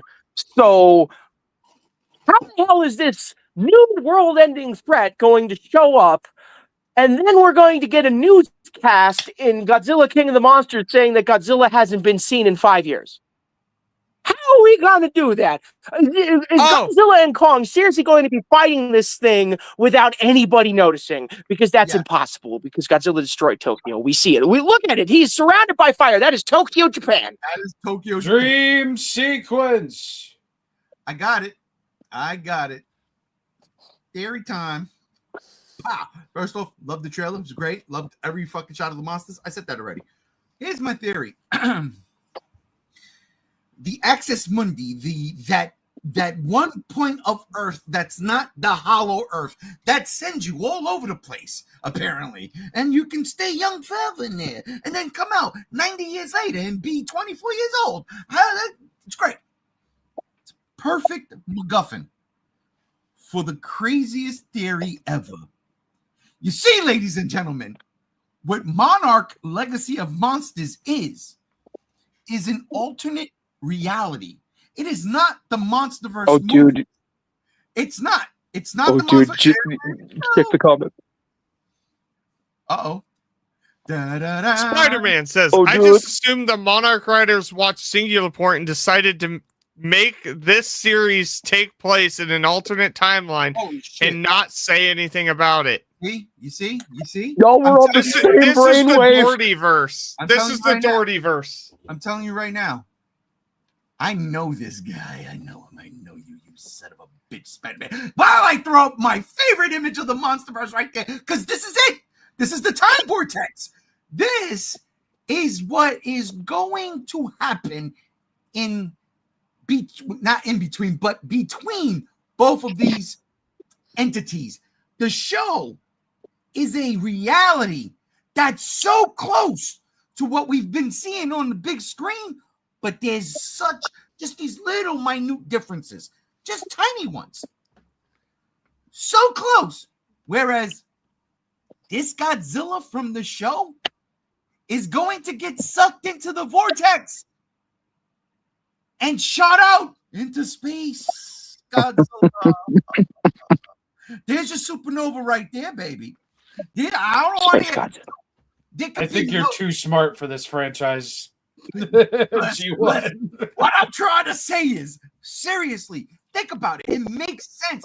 If they're trying to pull the wool over our eyes, and we as fans, we're again, why would they put out all these comic books and all of this media to just retcon it in a really stupid way? Because they're stupid. No, because all of the things we've read happens. It's because they need money and they don't know where to get it after King of the Monsters flopping. Now, see, you can't break the kayfabe, okay? Don't break the kayfabe. We are in kayfabe. This shit is a different entity. That's why all the comic books are canon for the universe we have been watching since 2014. What Monarch Legacy of Monsters has done is created the MacGuffin for Space Godzilla. And it is none other than Godzilla, but of this universe. Of this universe. That's why you can have Godzilla and Kong actually team up, if it's going to be a thing, actually team up in this show to fight fucking Hydro Lancy. You know what I'm saying? Like, you can have that happen. So when Space Godzilla, it doesn't corrupt what GVK set up. It doesn't corrupt what GXK continued. And then this Godzilla. I mean, to be fair, the only thing they really mentioned in GVK was an ancient rivalry between the species. They never mentioned any sort of history between the two individuals. That's true, but you would think that Monarch would know that they already met. And they haven't. You know what I'm saying? Maybe they feel the call. Kong gave the middle finger to King Ghidorah. You know, like, fuck he did. Dude. I ain't going nowhere. And again, he went back to hunt the fucking the skull crawlers, which again, that's the show we should get. I'm just saying, like, you want to Kong-centric this motherfucker without breaking the rules of what you set up. It makes sense. If this thing, Titan X, is going to be a world-ending event, half a year before King Ghidorah wakes the fuck up, and they don't talk about it in the movies, then it didn't happen in the movies. It happened in an alternate timeline, which is perfect for where Space Godzilla could come from. Because honestly, and I get the whole the lore because they set it up, a star fell from space and a Godzilla kind ate it. Well, what? Listen, I don't want to have legitimate Space Godzilla came from the dark side of the moon. End of story. I don't want Space Godzilla like. Okay, but that's a common misconception. When they were talking about the version of Godzilla that ate a star, they're talking about the one that we've been following. It's the reason why he has his atomic breath. Oh, wait, Dagon didn't have atomic breath? Dagon? No, none of Godzilla's other species is implied to have atomic breath. It is supposedly unique to this individual. Yeah. Man, Godzilla's so cool. And that's why when he gets flung through the fucking Access Mundi into this alternate reality, all of that fucking radiation, all that shit changes his physiology, becoming a space Godzilla. Oh, I got it. Oh, then again, the continuity problem with Monarch and just Legendary and Period would probably retcon that. And I'm pretty sure we're getting that connection that actually is what Space Godzilla is. Yeah, no, I have no doubt in my mind they are going to retcon it. They're going to take that concept that was supposed to be explaining Godzilla from the Iwi people's perspective, and giving him some more lore and backstory. In the novels, they're going to take that and just be like, yeah, no, that's actually Space Godzilla's origin now, and we can do that because we own all these concepts, and these novels don't fucking matter. So, and I hate that, but they can do that, you know? I'm telling you. Y'all. Yeah. So Godzilla is the anomaly. It makes me feel Space bad for Godzilla spending isn't. money on these books, dude. Like, why am I spending money on your just said books that. if you're going to retcon them?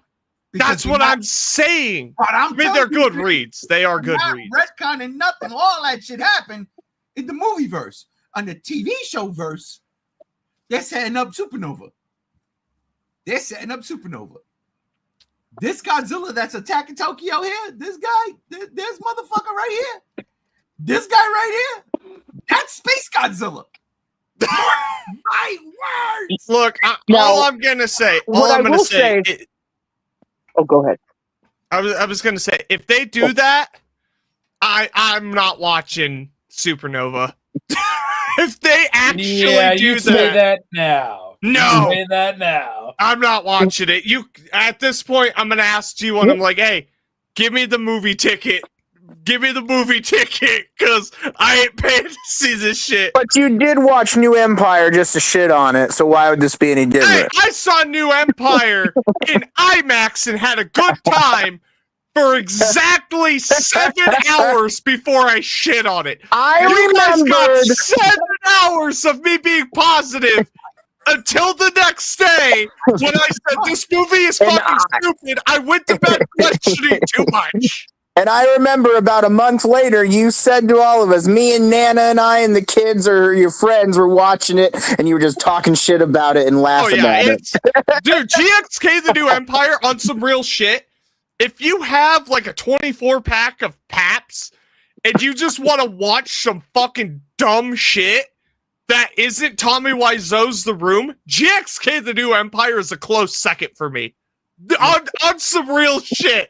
That movie makes me laugh. It's so bad. I didn't want to ever own it. I didn't buy it digitally. I buy all these movies digitally when they come out, and then I get the 4K. I didn't buy the fucking digital version. I was like, fuck it, it's on HBO Max. I'll just watch it there. But Amazon had a deal. I was like, all right, I get 3 for $33, 4Ks. And I was like, I got Superman.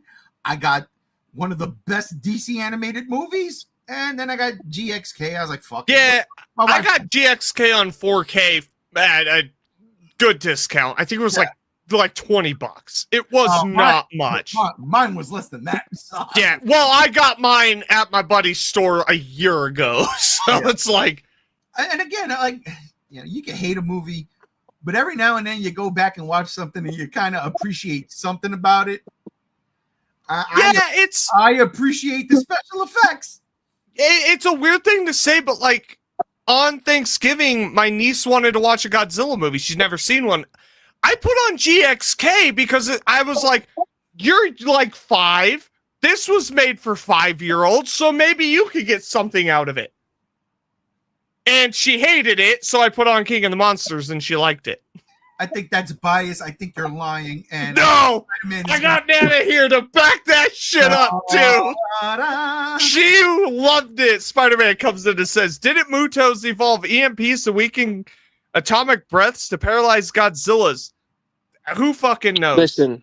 That was lore established in the novelization of the first Godzilla 2014, and that shit got retconned very quickly. Well, yeah, especially when Godzilla's power isn't due to electricity. I You think know that's what kind of is dumb. electric? They got rid of that whole like spark not mechanism, but like he was supposed to have a spark that happens in the back of his throat that ignited the breath, and that never made it in the movie or anything like that. So I see. fucking. But what I will say is that GXK came out after season 1 of Monarch: Legacy of Monsters. The novelization of GXK came out after the movie. Or did it came out before the movie? I think it's about a week before the movie, if I remember correctly. Anyways, regardless, fucking so, and GXK, the novel, still does the things where it references the comic books that came before it and those events and other things like that. You want to know what the novelization of GXK doesn't reference? Monarch: Legacy of Monsters. Yep. At I all. gotta ask one question before we jump to the next topic. Gams. One question. Is this Titan X the Kraken? No, it is not Titanus Nakika. I do not think so. It does not match Nakika's description at all. Gotcha. Okay, then. Okay. And there's that. And it also does not match the description of the Kraken from Kong's the anime, that one thing on Netflix. Oh, that was a great fucking show. I didn't mention that. It's a great show. And the comic books are continuing the story. I digress. Yeah, they should have continued it on Netflix. It's fine. They really should have. They should have continued a couple of things on Netflix, but no, they choose to go One Piece. Oh, shit! Fucking time. Here we go. This week, I mean, look, I've been looking forward to this game for, when they first dropped it last year, I think, at the Game Awards. No, 2024 Game Awards? Yeah, it was Games Fest 2024. Jesus, even fucking before December. Looking forward to this game because I'm like, this looks like it's going to be a romp. And again, look at the guy's name on top, John Carpenter. You can't do wrong with that. I love John Carpenter movies, and I love his soundtrack work. Making a zombie movie, a zombie game, why not? But fuck us all sideways, because the other day they dropped the gameplay trailer thank you, Rob, by the way, for posting that. Yeah, Rob. JR, why is this looking like the best Left 4 Dead game since Left 4 Dead 2? Probably because Saber Interactive. Mm-hmm. They did what Turtle Rock Studios couldn't when they left Valve. Made Left 4 Dead 3. You have the bone structure here is essentially Left 4 Dead. We could go back to Saber Interactive's World War Z game, where it was just third person. It was World War Z, but it was zombie shooter. It was very Left 4 Dead like. I can't remember. Was it 3 or 4 players? 4 players. It was 4 players. Okay. I know this because, ladies and gentlemen, I was playing this shit at 2:30 this morning. The Walking Dead DLC, huh? I was playing the Walking Dead DLC, which is fucking great. But let me tell you something. Don't sit in one place at one time. Yes, they're slow, but they constantly swarm. And they swarm on you, dude. And I will say this real quick before you continue. In that DLC, there seems to be a lot more special infected at all times, and that was pissing me off. I got killed as Rick. All right, go ahead. So, Toxic Commando, listen.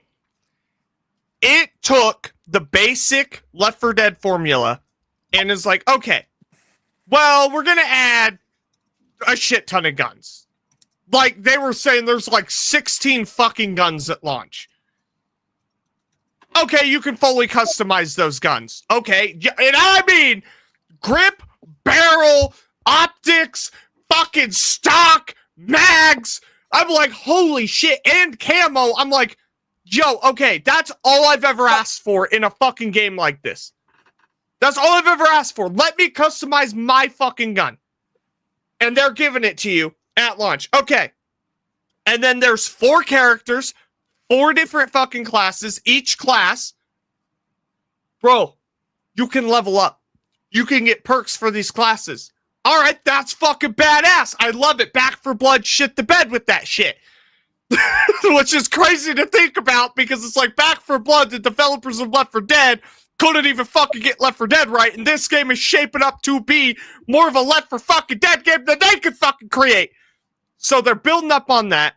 The characters from the trailers, from the gameplay I've been seeing, the banter, it's fucking natural, it's great. I love the backstory. You throw on John Carpenter's name, he wrote the game, he did the fucking music for the game. It's synth mixed with heavy fucking doom metal. I'm all about that shit. And then you throw in the swarm mechanics from fucking World War Z, fucking Warhammer. And then you throw in vehicles in a semi-open world map. There's 4 or 5 fucking different levels, which are different maps.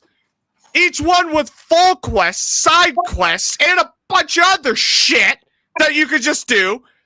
So you get these fucking vehicles with different abilities, with terrain physics, where you could get stuck in mud and shit, maybe snow. Dude, a snow level for this game, I would lose my fucking mind. Zombies in the snow, come on. Oh, I swear to God. I saw that already. It's called Dead Snow, actually. It's called Dead Snow. So you got their previous work. They're putting all of their shit that they've learned from all their games into this shit. And to top this motherfucker off, to top this gargantuously zombie slaying motherfucking great time awaiting game, it's $40. Yes, I saw that today. Yes. What? It's This $40. game- The base game is $40. And if you're a PC guy like me and you want the digital deluxe edition, it's the base digital deluxe is $50. If you have Steam, it's $47, plus you get World War Z for free right now if you pre-order it. And if you have a gun, it's free. Hell That's yeah. So, bro, this game, it's fucking bringing it on every fucking level for me. Like, the trailer back at the Game Awards was great. The gameplay trailer this week, I shit myself. And then I watched gameplay, man. Look at this shit. The swarm mechanics. And what's great is they're zombies, but they're like fucked up mutant looking zombies. And then one thing I noticed with people playing this fucking game, the early access motherfuckers, the special infected in this game have audio cues, music audio cues like Left 4 Dead 1 and 2. Dead, yep. It's all there.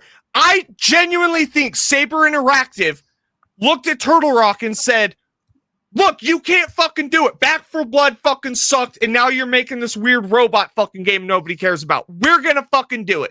This is not only, to me, the spiritual successor to the Left 4 Dead franchise. To me, this is the 3rd installment because it takes all the mechanics from Left 4 Dead 1 and 2 and evolved it to 2026 fucking standards, and then doesn't even fucking sell it at $60 or $70 fucking dollars.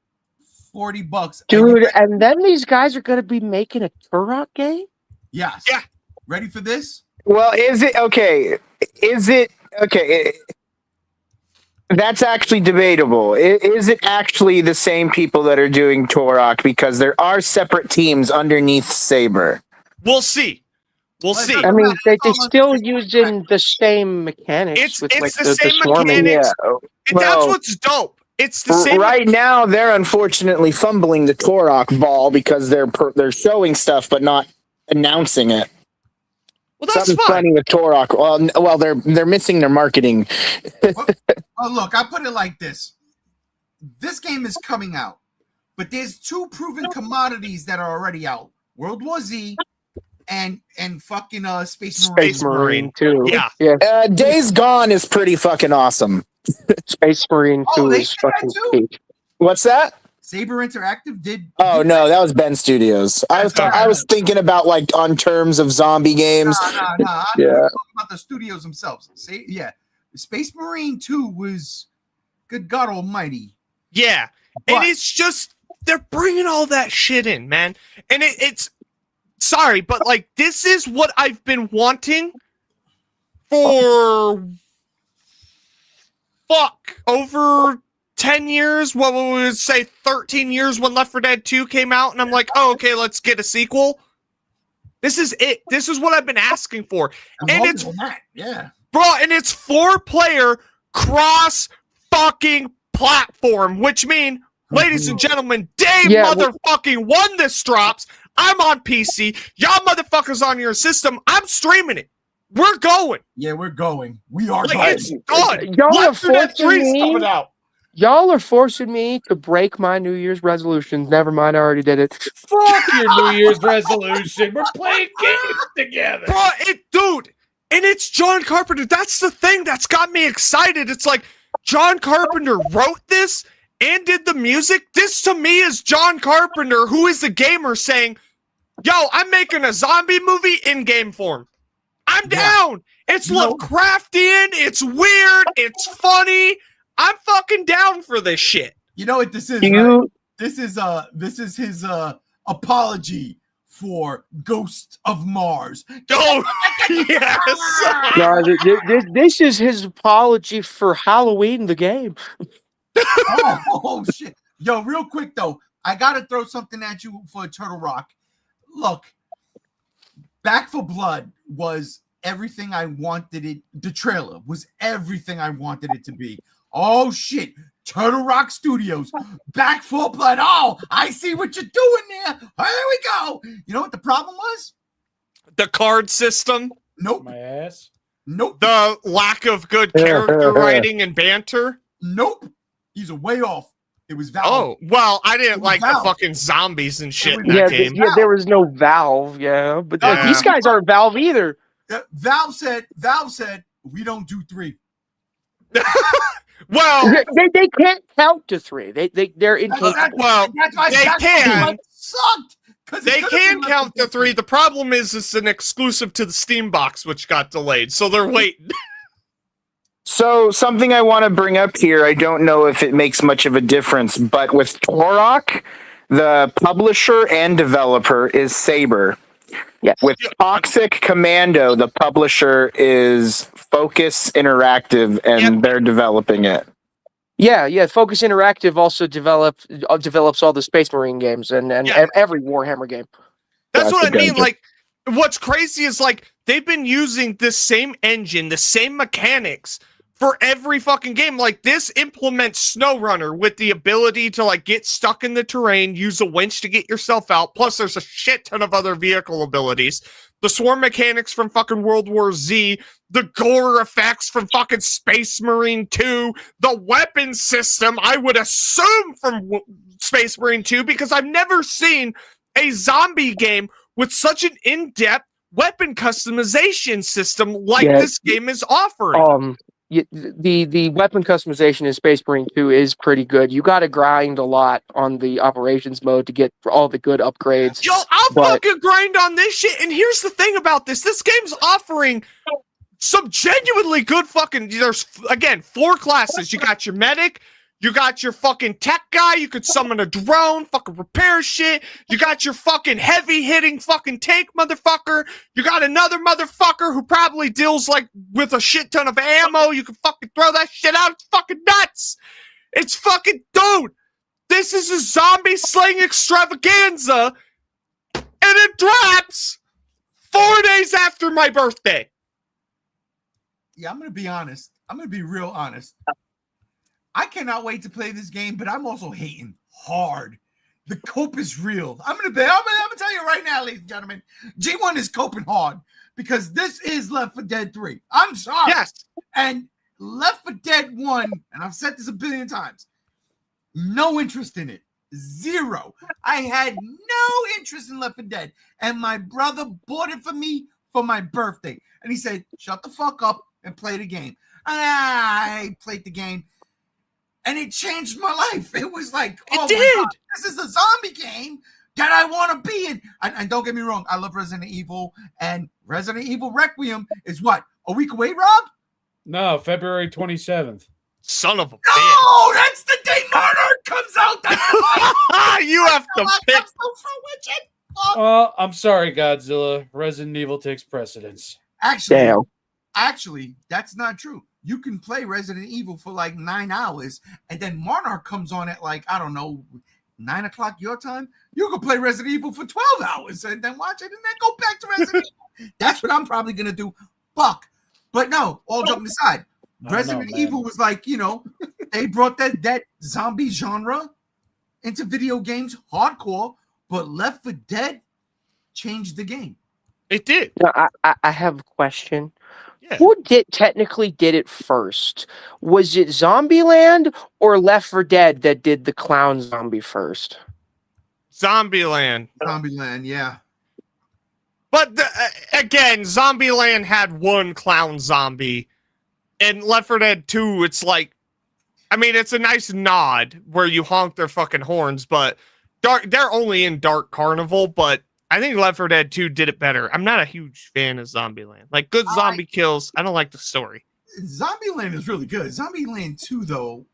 I didn't watch it. Give it a rewatch. I didn't watch it. The first one I enjoyed. But listen, Left 4 Dead 1 or Left 4 Dead 2, JR? Left 4 Dead 2. You're bugging.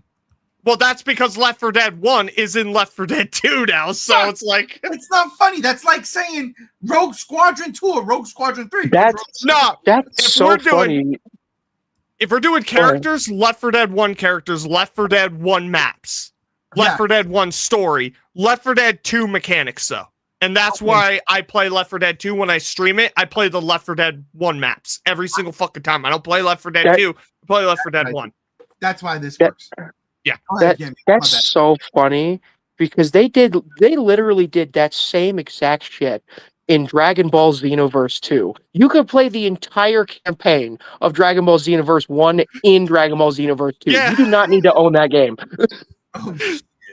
No, it's fucking great. Look, at the end of the day, Left 4 Dead 3, I'm sorry, Toxic Commandos.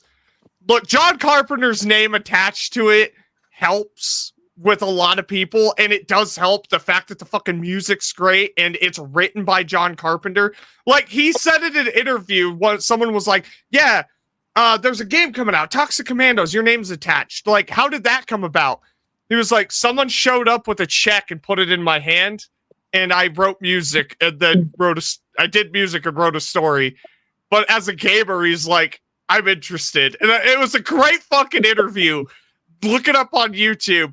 This game's just, it's got me fucking hyped, man. It really fucking does. And this studio has not let me down so far. I haven't played Space Marine 2. You're missing Not out. yet.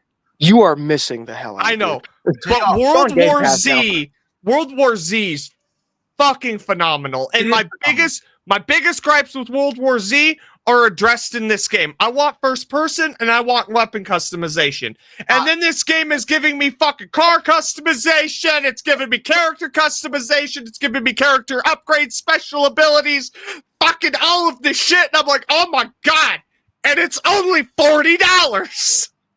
JR, I wanted to ask you a question. Yeah. I'm glad you brought up World War Z. Screw the first person shit. What bothers me about World War Z is it takes about fucking 7 minutes to get into a fucking game when you're playing by yourself. Yeah. It's a weird thing with their networking where they have to search for people, and then if it doesn't, then it launches single player. But someone no, you can literally go to play offline with nobody, and it still takes 7 minutes to load. What are you playing it on? Huh? Are you playing it on just your Xbox One? My Xbox One X. I think it has to do with texture streaming. Okay. Where it's got to load the textures, the mechanics, the zombie. Because we got to remember the amount of zombies that are on screen. That's my question to you. That was my setup, and I mean that's why Space Marine takes an ass load of time to load, but load up a mission, true. and you're just sitting in the fucking, you're sitting in the drop pod with your squad mates, just waiting. So that's my thing, because this game, this particular one, looks to have a ton of zombies on the screen at the same time. Is it going to affect the gameplay? Are we going to get stupid lag, especially if we're doing crossplay? Because that's one thing I'm worried about. Cross-platform, playing Left 4 Dead 1. I used to play, like, it'd be me in my house, my brother and his wife in their house in Staten Island, and then some dude we met in the lobbies playing Left 4 Dead that we just clicked. His name was Da Vinci. We just clicked. And that was our crew. And we would go all the time. But every now and then they would get that lag. Even back then, on the 360. Nowadays, things are more powerful. Consoles are more powerful. You've got a fucking PC that, your ray tracing. Everything you say that don't make no goddamn sense to me. But all that shit works for you. Is this going to be a hassle? Because you probably have a more powerful machine than what I have. Here's the thing. I talked to my buddy. He said Space Marine 2 on PC was unoptimized, blah, blah, blah. And I'm like, did you play it? And he's like, no. I'm like, shut the fuck up. I can't fucking say for myself as far as my rig goes, because they haven't released the system requirements for this game. Okay. If it's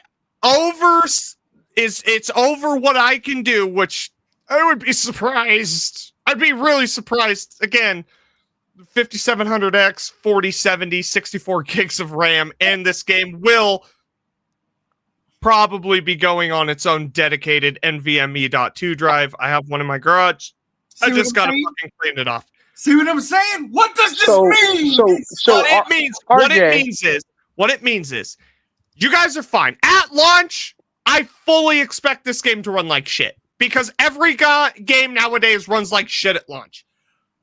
And we're going to play it day fucking one, and I'm going to withhold judgment until about a month after it comes out. I'm going to let them iron out the kinks.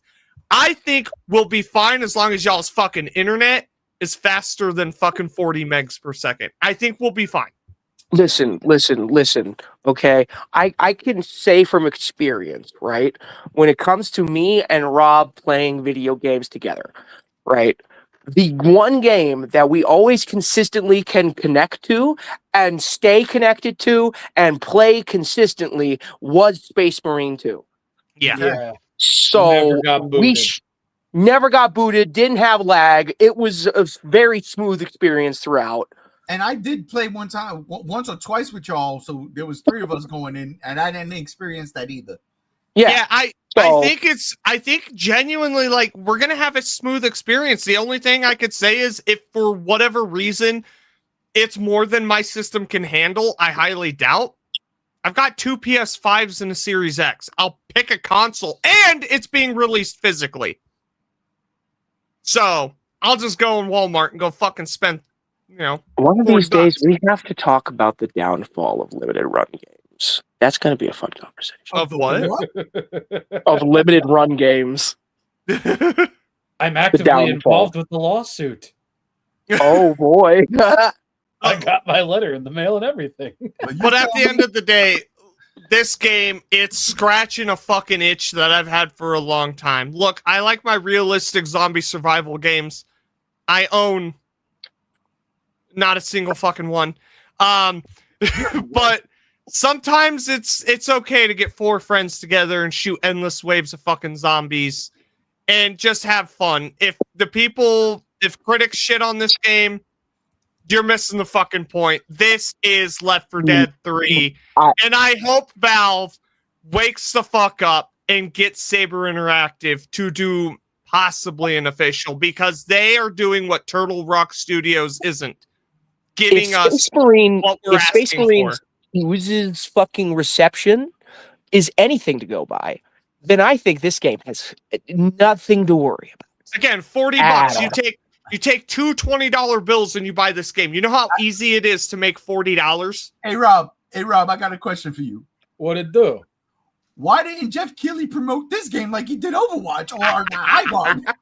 Because Jeff Keighley has the fucking video game taste of an unsalted fucking cracker at a daycare center.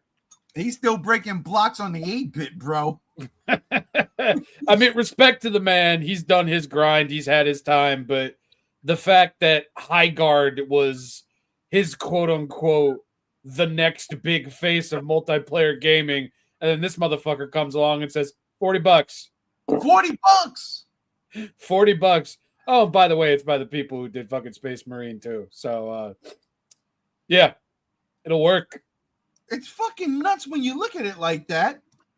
And you know, my bad, bro. I know you've been extremely quiet while we talk about this, but I've been enjoying the. I've been sitting here enjoying sipping. Yo, brew. he's mellow. He's yellow. And dude, Well, I don't want to be putting out yellow some again. That was painful. banger. They've been putting out banger updates to Space Marine 2 the entire time they've been developing this game as well. well, dude, it's crazy you say that because again, like that's what shocked me. I'm like, wait a minute, Saber Interactive, like it doesn't click until it clicks, right? When everything starts to line up. The fucking Walking Dead DLC for World War Z. I bought that shit on fucking Friday. Yeah, last Friday. I bought that shit last Friday. I was like, what the fuck? Bought it. Saber Interactive. And then the Wednesday, you know, I'm home. This all drops. And I'm like, holy shit, what the fuck? And it's like, you just dropped DLC for this fucking one zombie game. You're about to drop this zombie game.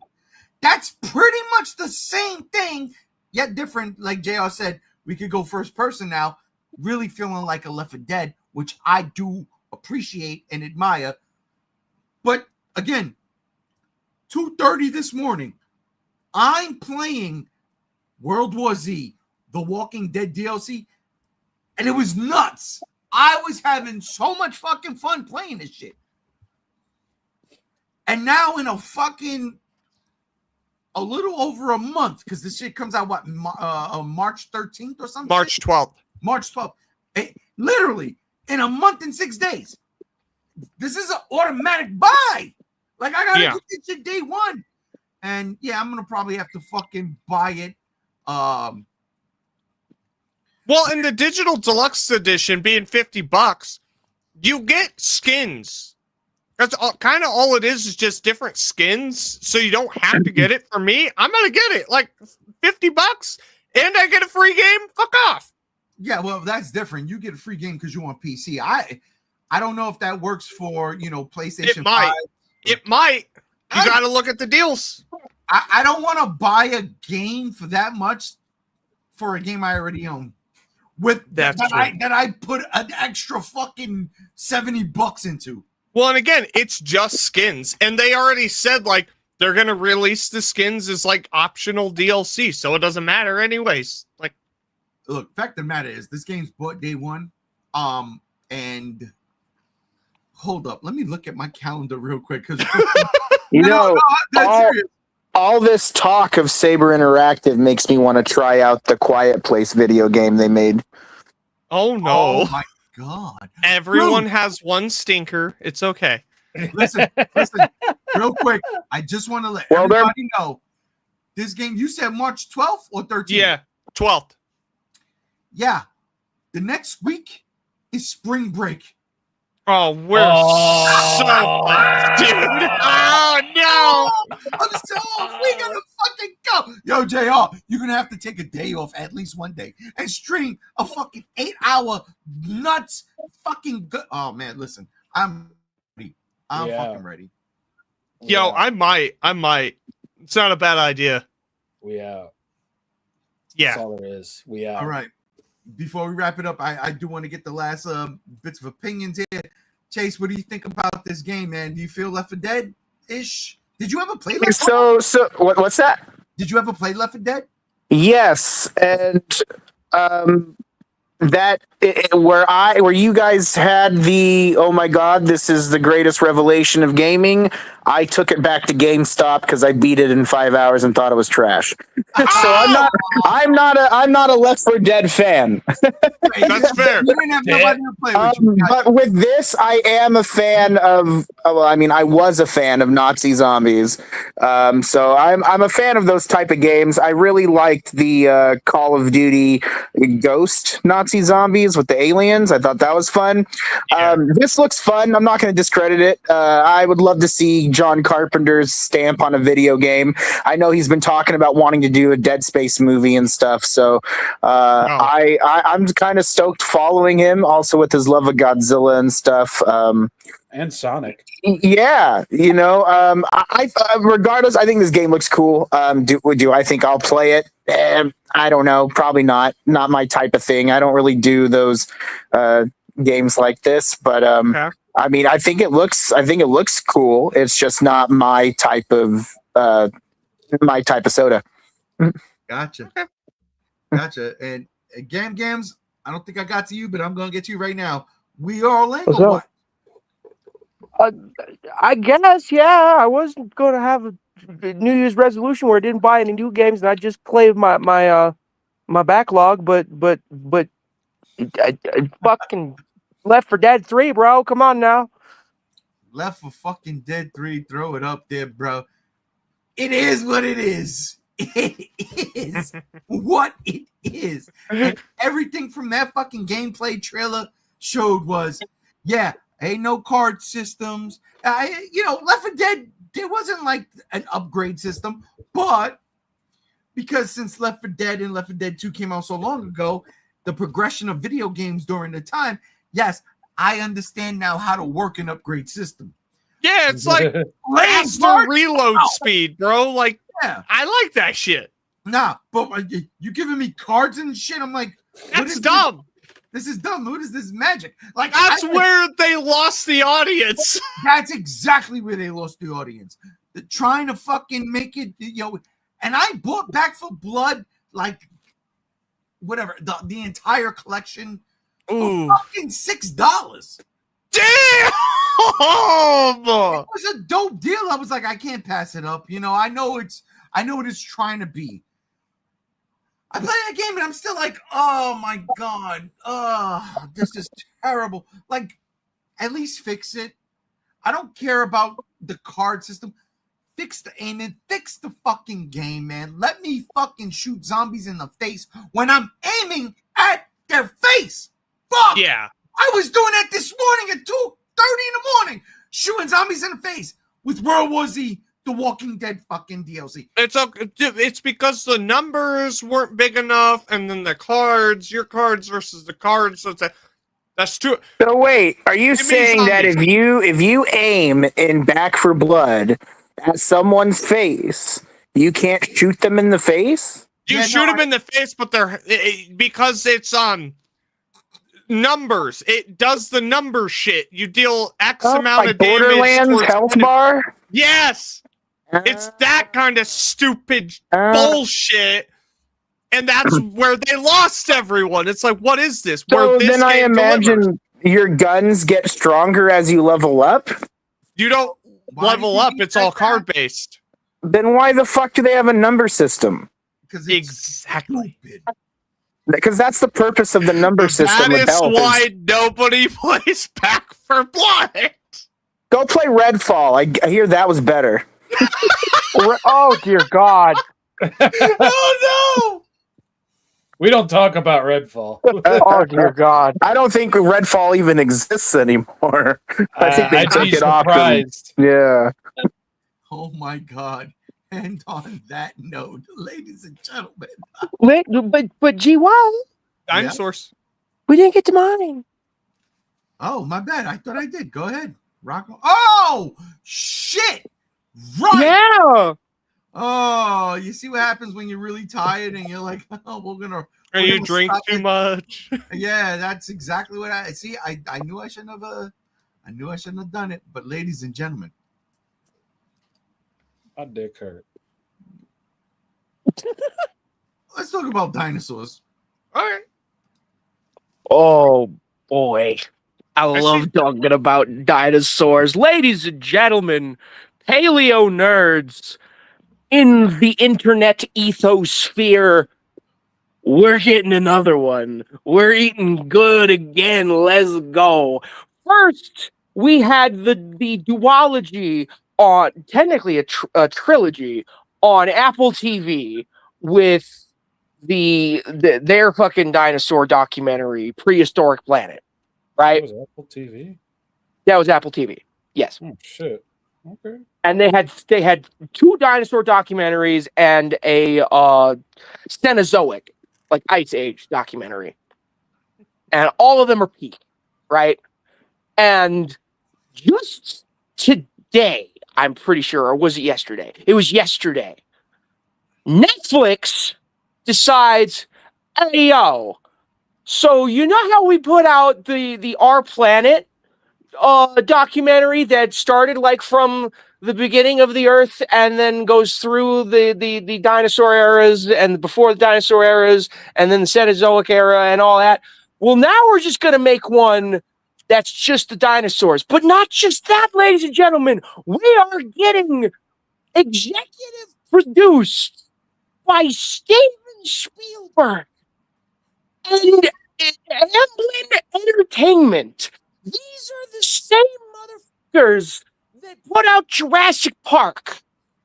And if you watch the trailer, it does more feel like the more action-orientated, fluid animation, Hollywood-style CGI for the dinosaurs, rather than Prehistoric Planets, hyper focus on realism to the point that literally looks like a Carnotaurus trying its hardest to woo a female by doing a T-pose and showing off his little blue arms.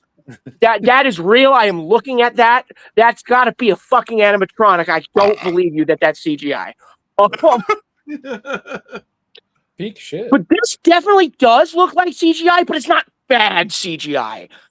And the slight hit on the realism aspect literally opened the doors for the dinosaurs to move a lot more fluidly, a lot more dynamically. And we're getting quantity, ladies and gentlemen. Let me start. This is not going to be a complete list because there's a lot here, but we see Marcasuchus. We see quadrupedal carnivorous reptiles from the early Triassic era that technically weren't dinosaurs, because the Triassic era was a weird era where the dinosaurs were just starting out and there was a lot of other animals that like survived the Permian extinction and were trying to struggle for dominance in that time. We see Plateosaurus. We see Dilophosaurus-like theropods. We see Heterodontosaurids. We see Achiornis, Mamenchisaurus, Pilosaurus, Allosaurus, Stegosaurus, Euteranus,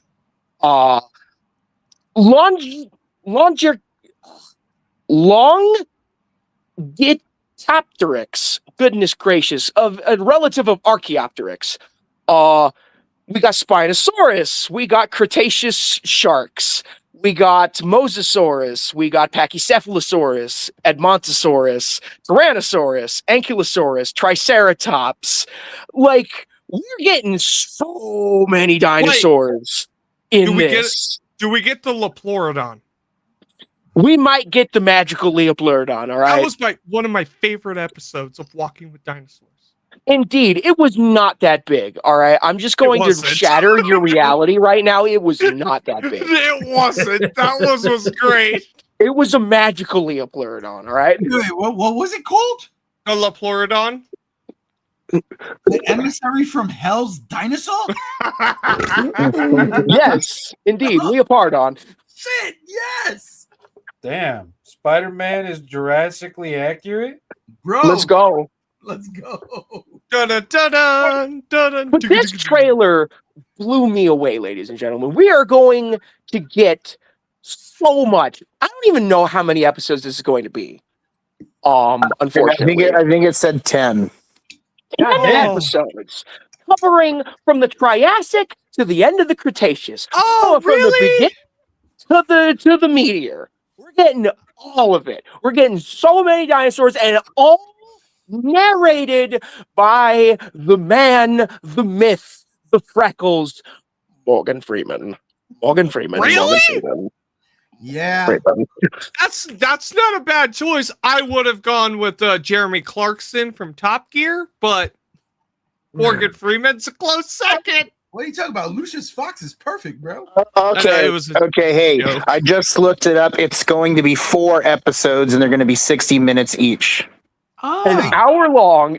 I'm not even mad about that. 4 episodes. So technically, they're probably going to dedicate 1 episode to the Triassic, 2 episodes to the Jurassic, and 1 episode to the Cretaceous. Most Yeah. likely. Mr. Or it Krabs. may be 2 episodes to the Cretaceous and 1 episode to the Jurassic. It's kind of It could be either way. it kind of follows that Walking with Dinosaurs format a little bit. Like you have Walking with what was the one before the dinosaurs? Walking with Prehistoric Beasts or some shit? No, Walking with Beasts was the Cenozoic. Okay. I think. No, wait. It may have been. No, I think Walking you're with right. Beasts- I think it's Walking with Beasts. Yeah, I can't Yeah. remember because I know there was the one after the Cretaceous with the woolly mammoths and the Yeah, monkey yeah, humans. Yeah, the Cenozoic era. Yeah. Yes, I- yes. BBC's Walking with Beasts. Okay. Yeah, Walking with Beasts. So that's But the it, like, Permian era. It and the follows that kind of Carboniferous like period. that format structure where it was like, okay, you got like fucking a couple of hours of this and then a couple of hours of this and a couple of hours with this. I like that. Oh yeah, and I burped. absolutely. We're going to get such variety and from all over the world. Because Spinosaurus was in Egypt, Tyrannosaurus was in North America. We're not like focusing on one specific area. This is going to be a global thing. Now, is there a specific species you want to see talked about? I want to see Gojirasaurus from the Triassic period on screen. All right, it was named after Godzilla, and I need to see it on screen Whoa. in a documentary. I thought you guys didn't like Godzilla 1991, Godzilla versus King Ghidorah, and now you're That's advocating for it. Godzillasaurus, not Gojirasaurus. Gojirasaurus is an actual taxonomy. It's a related to Coelophysis. Yo, on some real shit, I would genuinely love a segment focusing either on baryonyx or a Spinosaurus. I fucking love the Spinosaurus. Surprise! Those jaws are a Spinosaurus's jaws. Oh, I know. Yeah, you said Allosaurus, and that was it for me. Allosaurus is my second next to T-Rex. Such bullshit before. Yeah. Ever watching the Big Al and Walking with Dinosaurs, the Allosaurus one? That was the Ballad of Big Al, bro. Yeah. I love that one.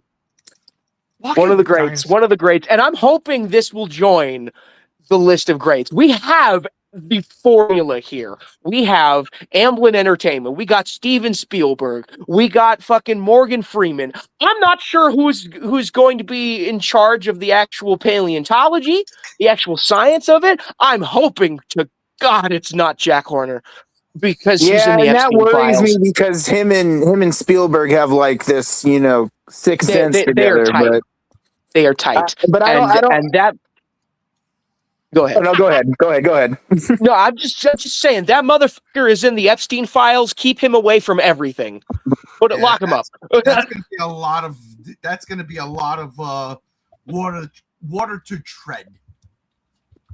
Yeah. Keep him away from the Raptors. Keep him away. Keep him away. He should be discredited as a scientist. This, that, and the other. I have my. We're getting a little too deep. I digress. That's one. Listen, Whoa! I still have Whoa! Walking with Dinosaurs I don't think on VHS. I digressed. Dude, yes. I love rewatching Walking with Dinosaurs. It's so I good. love rewatching Prehistoric Planet. Like I said, this is not the same as Prehistoric Planet. Yeah. The CGI is not aiming to do the same thing. It's aiming to show dinosaurs doing cool shit with Morgan Freeman narrating. All right, Spider-Man comes in, who I also see is playing Monster Hunter Stories 3, motherfucker. I see you on my Steam Friends list. Let me get invested in the lives of specific dinosaur lives like WWD. None of these documentary sets have really made me feel invested like Big Al. And Big Al says so. They don't follow individuals telling a story, really. Not even Prehistoric Planet did that. And that is a thing that this could improve on with Amblin Entertainment and all that being behind it. I'm not sure. I have the utmost faith though because of who's involved. You know what I also like is they go for, like, if this is the Spinosaurus, it goes for a realistic look, like not the exaggerated look that the Jurassic Park movies does with Amblin and everything and Steven Spielberg. It's like, let's make a real, what would be kind of thing. Like Jurassic Park's always kind of been exaggerated with the designs. I love the designs, but it's kind of humbling in a way to say it's like realistic. We have yet to see what his legs look like, so I'm holding out on that because a lot could happen when he actually gets out of that water. He's gonna have that waddle, bro. If he has that waddle, bro, it's peak. But from what I've seen, that sail in particular is not 100% accurate. None of these dinosaurs are even 100% accurate. A lot of them are feathered, though, which progress on Amblin Entertainment's part. Maybe they can take some of these designs and put them in a Jurassic movie. Mm-hmm. They have the CGI files now. That wouldn't make for fun and sellable toys to that of children. I don't care. That's a good point, Rob. That's a good point. Why does it need to be Hollywood that sells? Where now Netflix is a fucking entity. Why can't Netflix put out dinosaur toys from their show, The Dinosaurs? Because they're too busy selling out on Guillermo del Toro's Frankenstein figures. That's the fuck why. Hell yeah. All right, but if that's the basis, dinosaurs should come next. I agree. Guillermo del Toro made Frankenstein figures? Yeah. Dude, they should just get the people that make those dinosaurs like statues that you find in like pet stores and stuff. Oh, and, bro, those on some real shit. I buy those for my D&D sessions. They're just too good. Hey, they're so good. They're in gas stations now, and I only know that because I go to the gas station every day. I know you do. I know what gas station. Yeah, it's called Jim's. It's not really called Jim's, but I call it Jim's. That guy was so pissed that day too. Shout out Jim. Goddamn. Hell yeah. Dude, those dinosaurs, they're so good. And like they could just get those guys to make figures of the designs in this documentary series and I'd buy them. Sell out. Let's go. So Games, let me ask you a question. I'm gonna just be transparent here. I never watched a dinosaur documentary. I've growing up as a child always loved dinosaurs. Yes. But as I got to a specific age where Walking with Dinosaurs came out, I couldn't watch it. I was just like, I don't know if it was I don't know if I was at that particular age where I was like, yeah, I don't want to see this stupid shit because it's dumb. I'd rather watch a fucking dumb Hesai movie. Right? There you go. There you go. You dug at the Heisei series. I'm so proud of you. I'm just saying. But, I wanted to watch fun instead of what we interpret as realistic. Because we don't know. We don't know. We'll never know. All we have is bones and skin imprints and footprints and poop. Right. Exactly. Yeah, what if they look like humans in the terms of flesh? They were just humans. We have skin impressions. We know that what their skin actually looked like. We're fine. Oh, that ain't So, just to go back to the paleontology consultant, there's nothing set in stone that I can find, but a lot of people are saying Steve Brussati is the Ooh, okay, one who's in that's charge, and he's been doing basically the last Jurassic movies too. So check this that out. would make so sense. we're probably in good hands then. I just saw something that was set in stone. Dinosaurs. Yeah, Dude, okay, so there- what was your question involving dinosaur documentaries? Sorry, I was bad. I appreciated it. Thank you, Rob. You watched these dinosaur documentaries. Walking with Dinosaurs was the first, correct?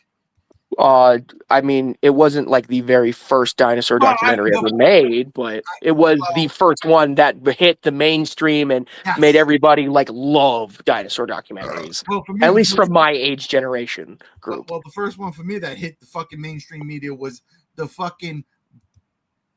Dinosaurs blue VHS tapes had the fucking song Mesozoic. Yeah, I do know of those ones.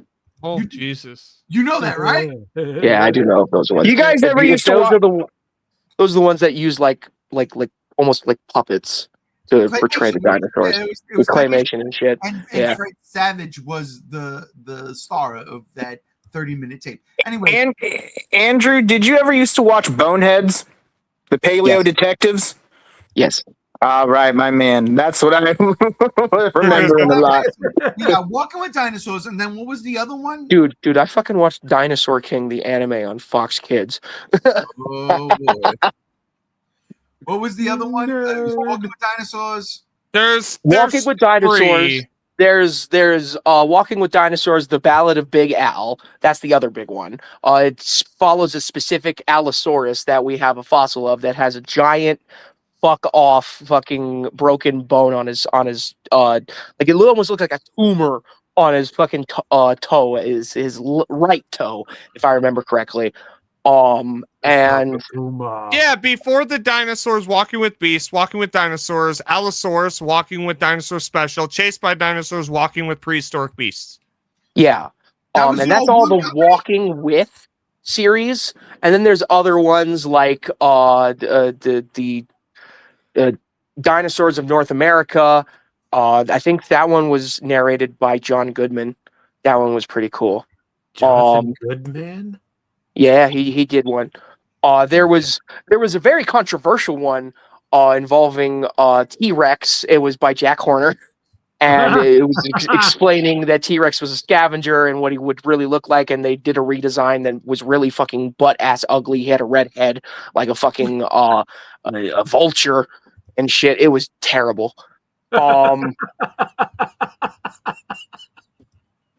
We had a couple of others scattered throughout the years. None of them really hit the high notes of the Walking With series. And then we had like a big old dry spell in the 2010s where we had nothing. And there was even Shark Week was fucking mid in the 2010s, right? And big old fucking dry spell of quality fucking documentaries. And then fucking 2020s hit and we get Prehistoric Planet by Apple TV Plus. And it's like the most gorgeous shit you've ever fucking seen in your life. And it took the world back by storm and made people nostalgic for dinosaur documentaries again. That's what I was at. Okay. Yeah. So what do you think? What do you think? Out of the three, even though we haven't seen this yet, but we just seen the trailer, is it the New Kid on the Block? Is it Walking with Dinosaurs, or is it the Apple TV one that right now it's like that? So, as much as I love and fucking like have nostalgia for Walking with Dinosaurs, like watching it today, especially with all the new discoveries and all the fucking things that have come out in the paleontological community since then, it has not aged very well. On top of the CGI also not aging very well. But there's still it is still the most fucking nostalgic dinosaur documentary out there, and it's still freely available to this day through the PBS fucking website. Fun fact, you can just stream that for free on PBS's website. No, that's good to know. Fucking but I will say, as much as I am digging the hell out of this for its fluid animation and Hollywood style for the action, I would still say the ruling king for me of like realism and beautiful CGI and visual effects and all that, that's still going to Prehistoric Planet on Apple TV. Like, so you're telling me when I re-up my subscription to Apple TV to watch Monarch Legacy of Monsters, I can watch this with no problem. Yeah. No problem whatsoever. You will come out with a new understanding and love and appreciation for these animals. How many seasons or episodes? There is 3 seasons of Prehistoric Planet. There are 2 that cover the dinosaurs and 1 that covers the Cenozoic era. All right, well, maybe I'm gonna get it this weekend. Now I got something to watch, brother. Chase. Yeah. You're a dinosaur nerd. You like what you see here? Oh, absolutely. It looks like a fun time. With me, I love these dinosaur documentaries. The difference is I just light a joint and I watch and just zone out, man. Seriously, that's what and I don't do that out of disrespect. I do that out of, I just want to get lost in what I'm watching and documentaries. You want to get lost in that world? Yeah, I want to get into the Jurassic Park Lost World. And yeah, man, it looks like a good time. I'll check it out for sure.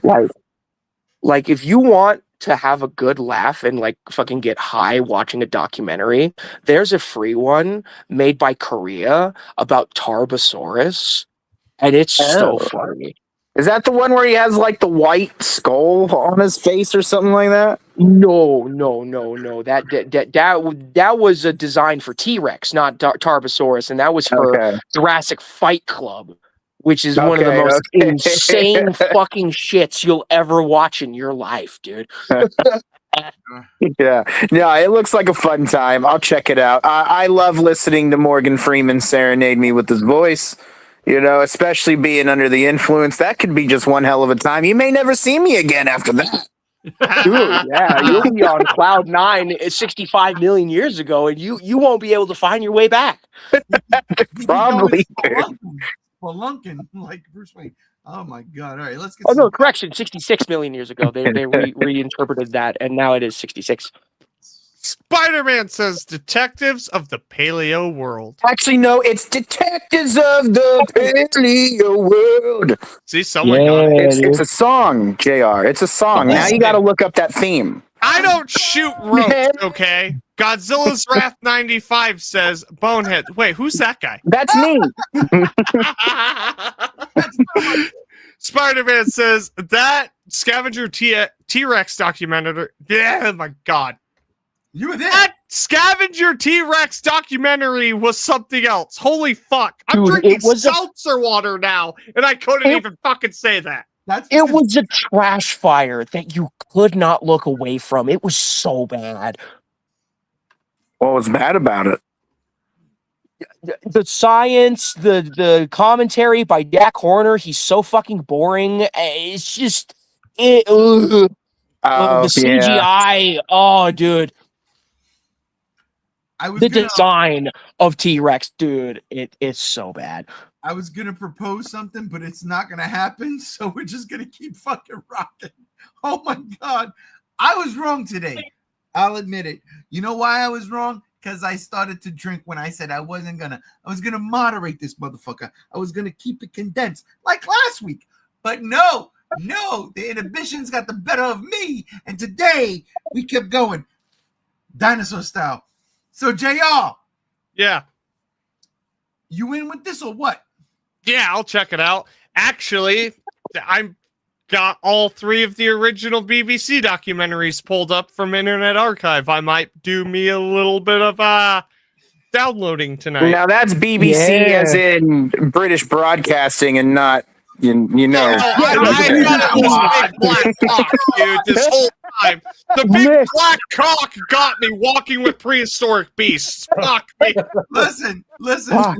That just means they evolved from dinosaurs. The tails went the opposite way, baby. Yeah, they're tripods from War of the Worlds. Oh, Jesus. Mandingosaurus over here, bro. Yeah, my phone's about to die, so Oh God.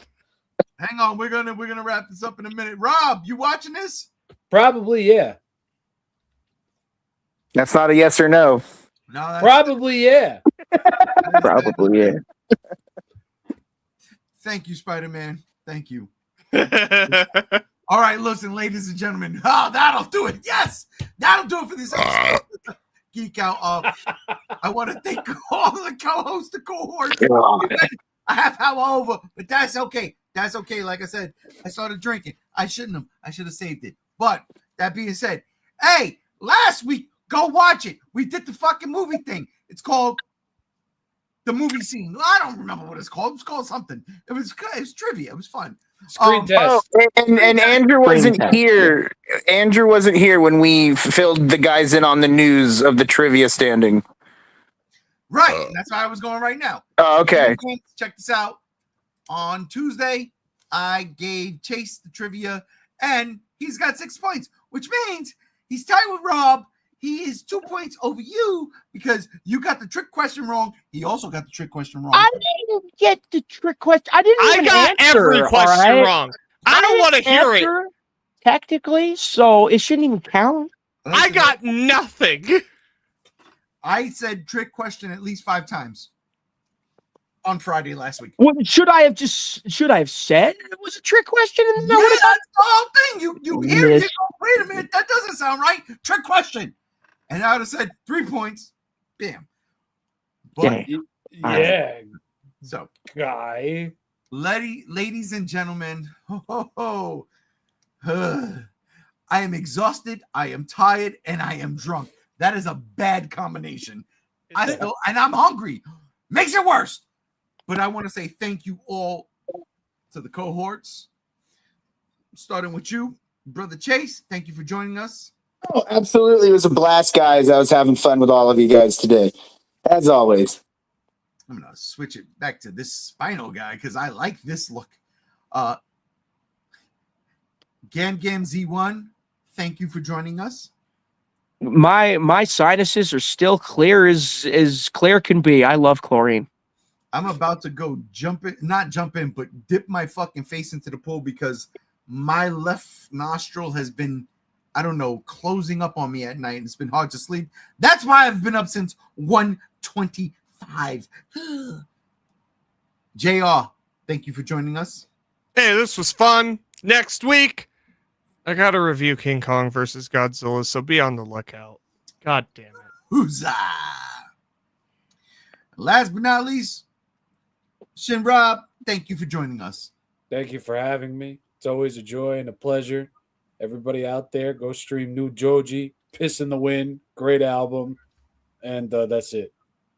There you go. And that'll do it for this episode of the G Show podcast, ladies and gentlemen. We will see you next Friday. We out of here.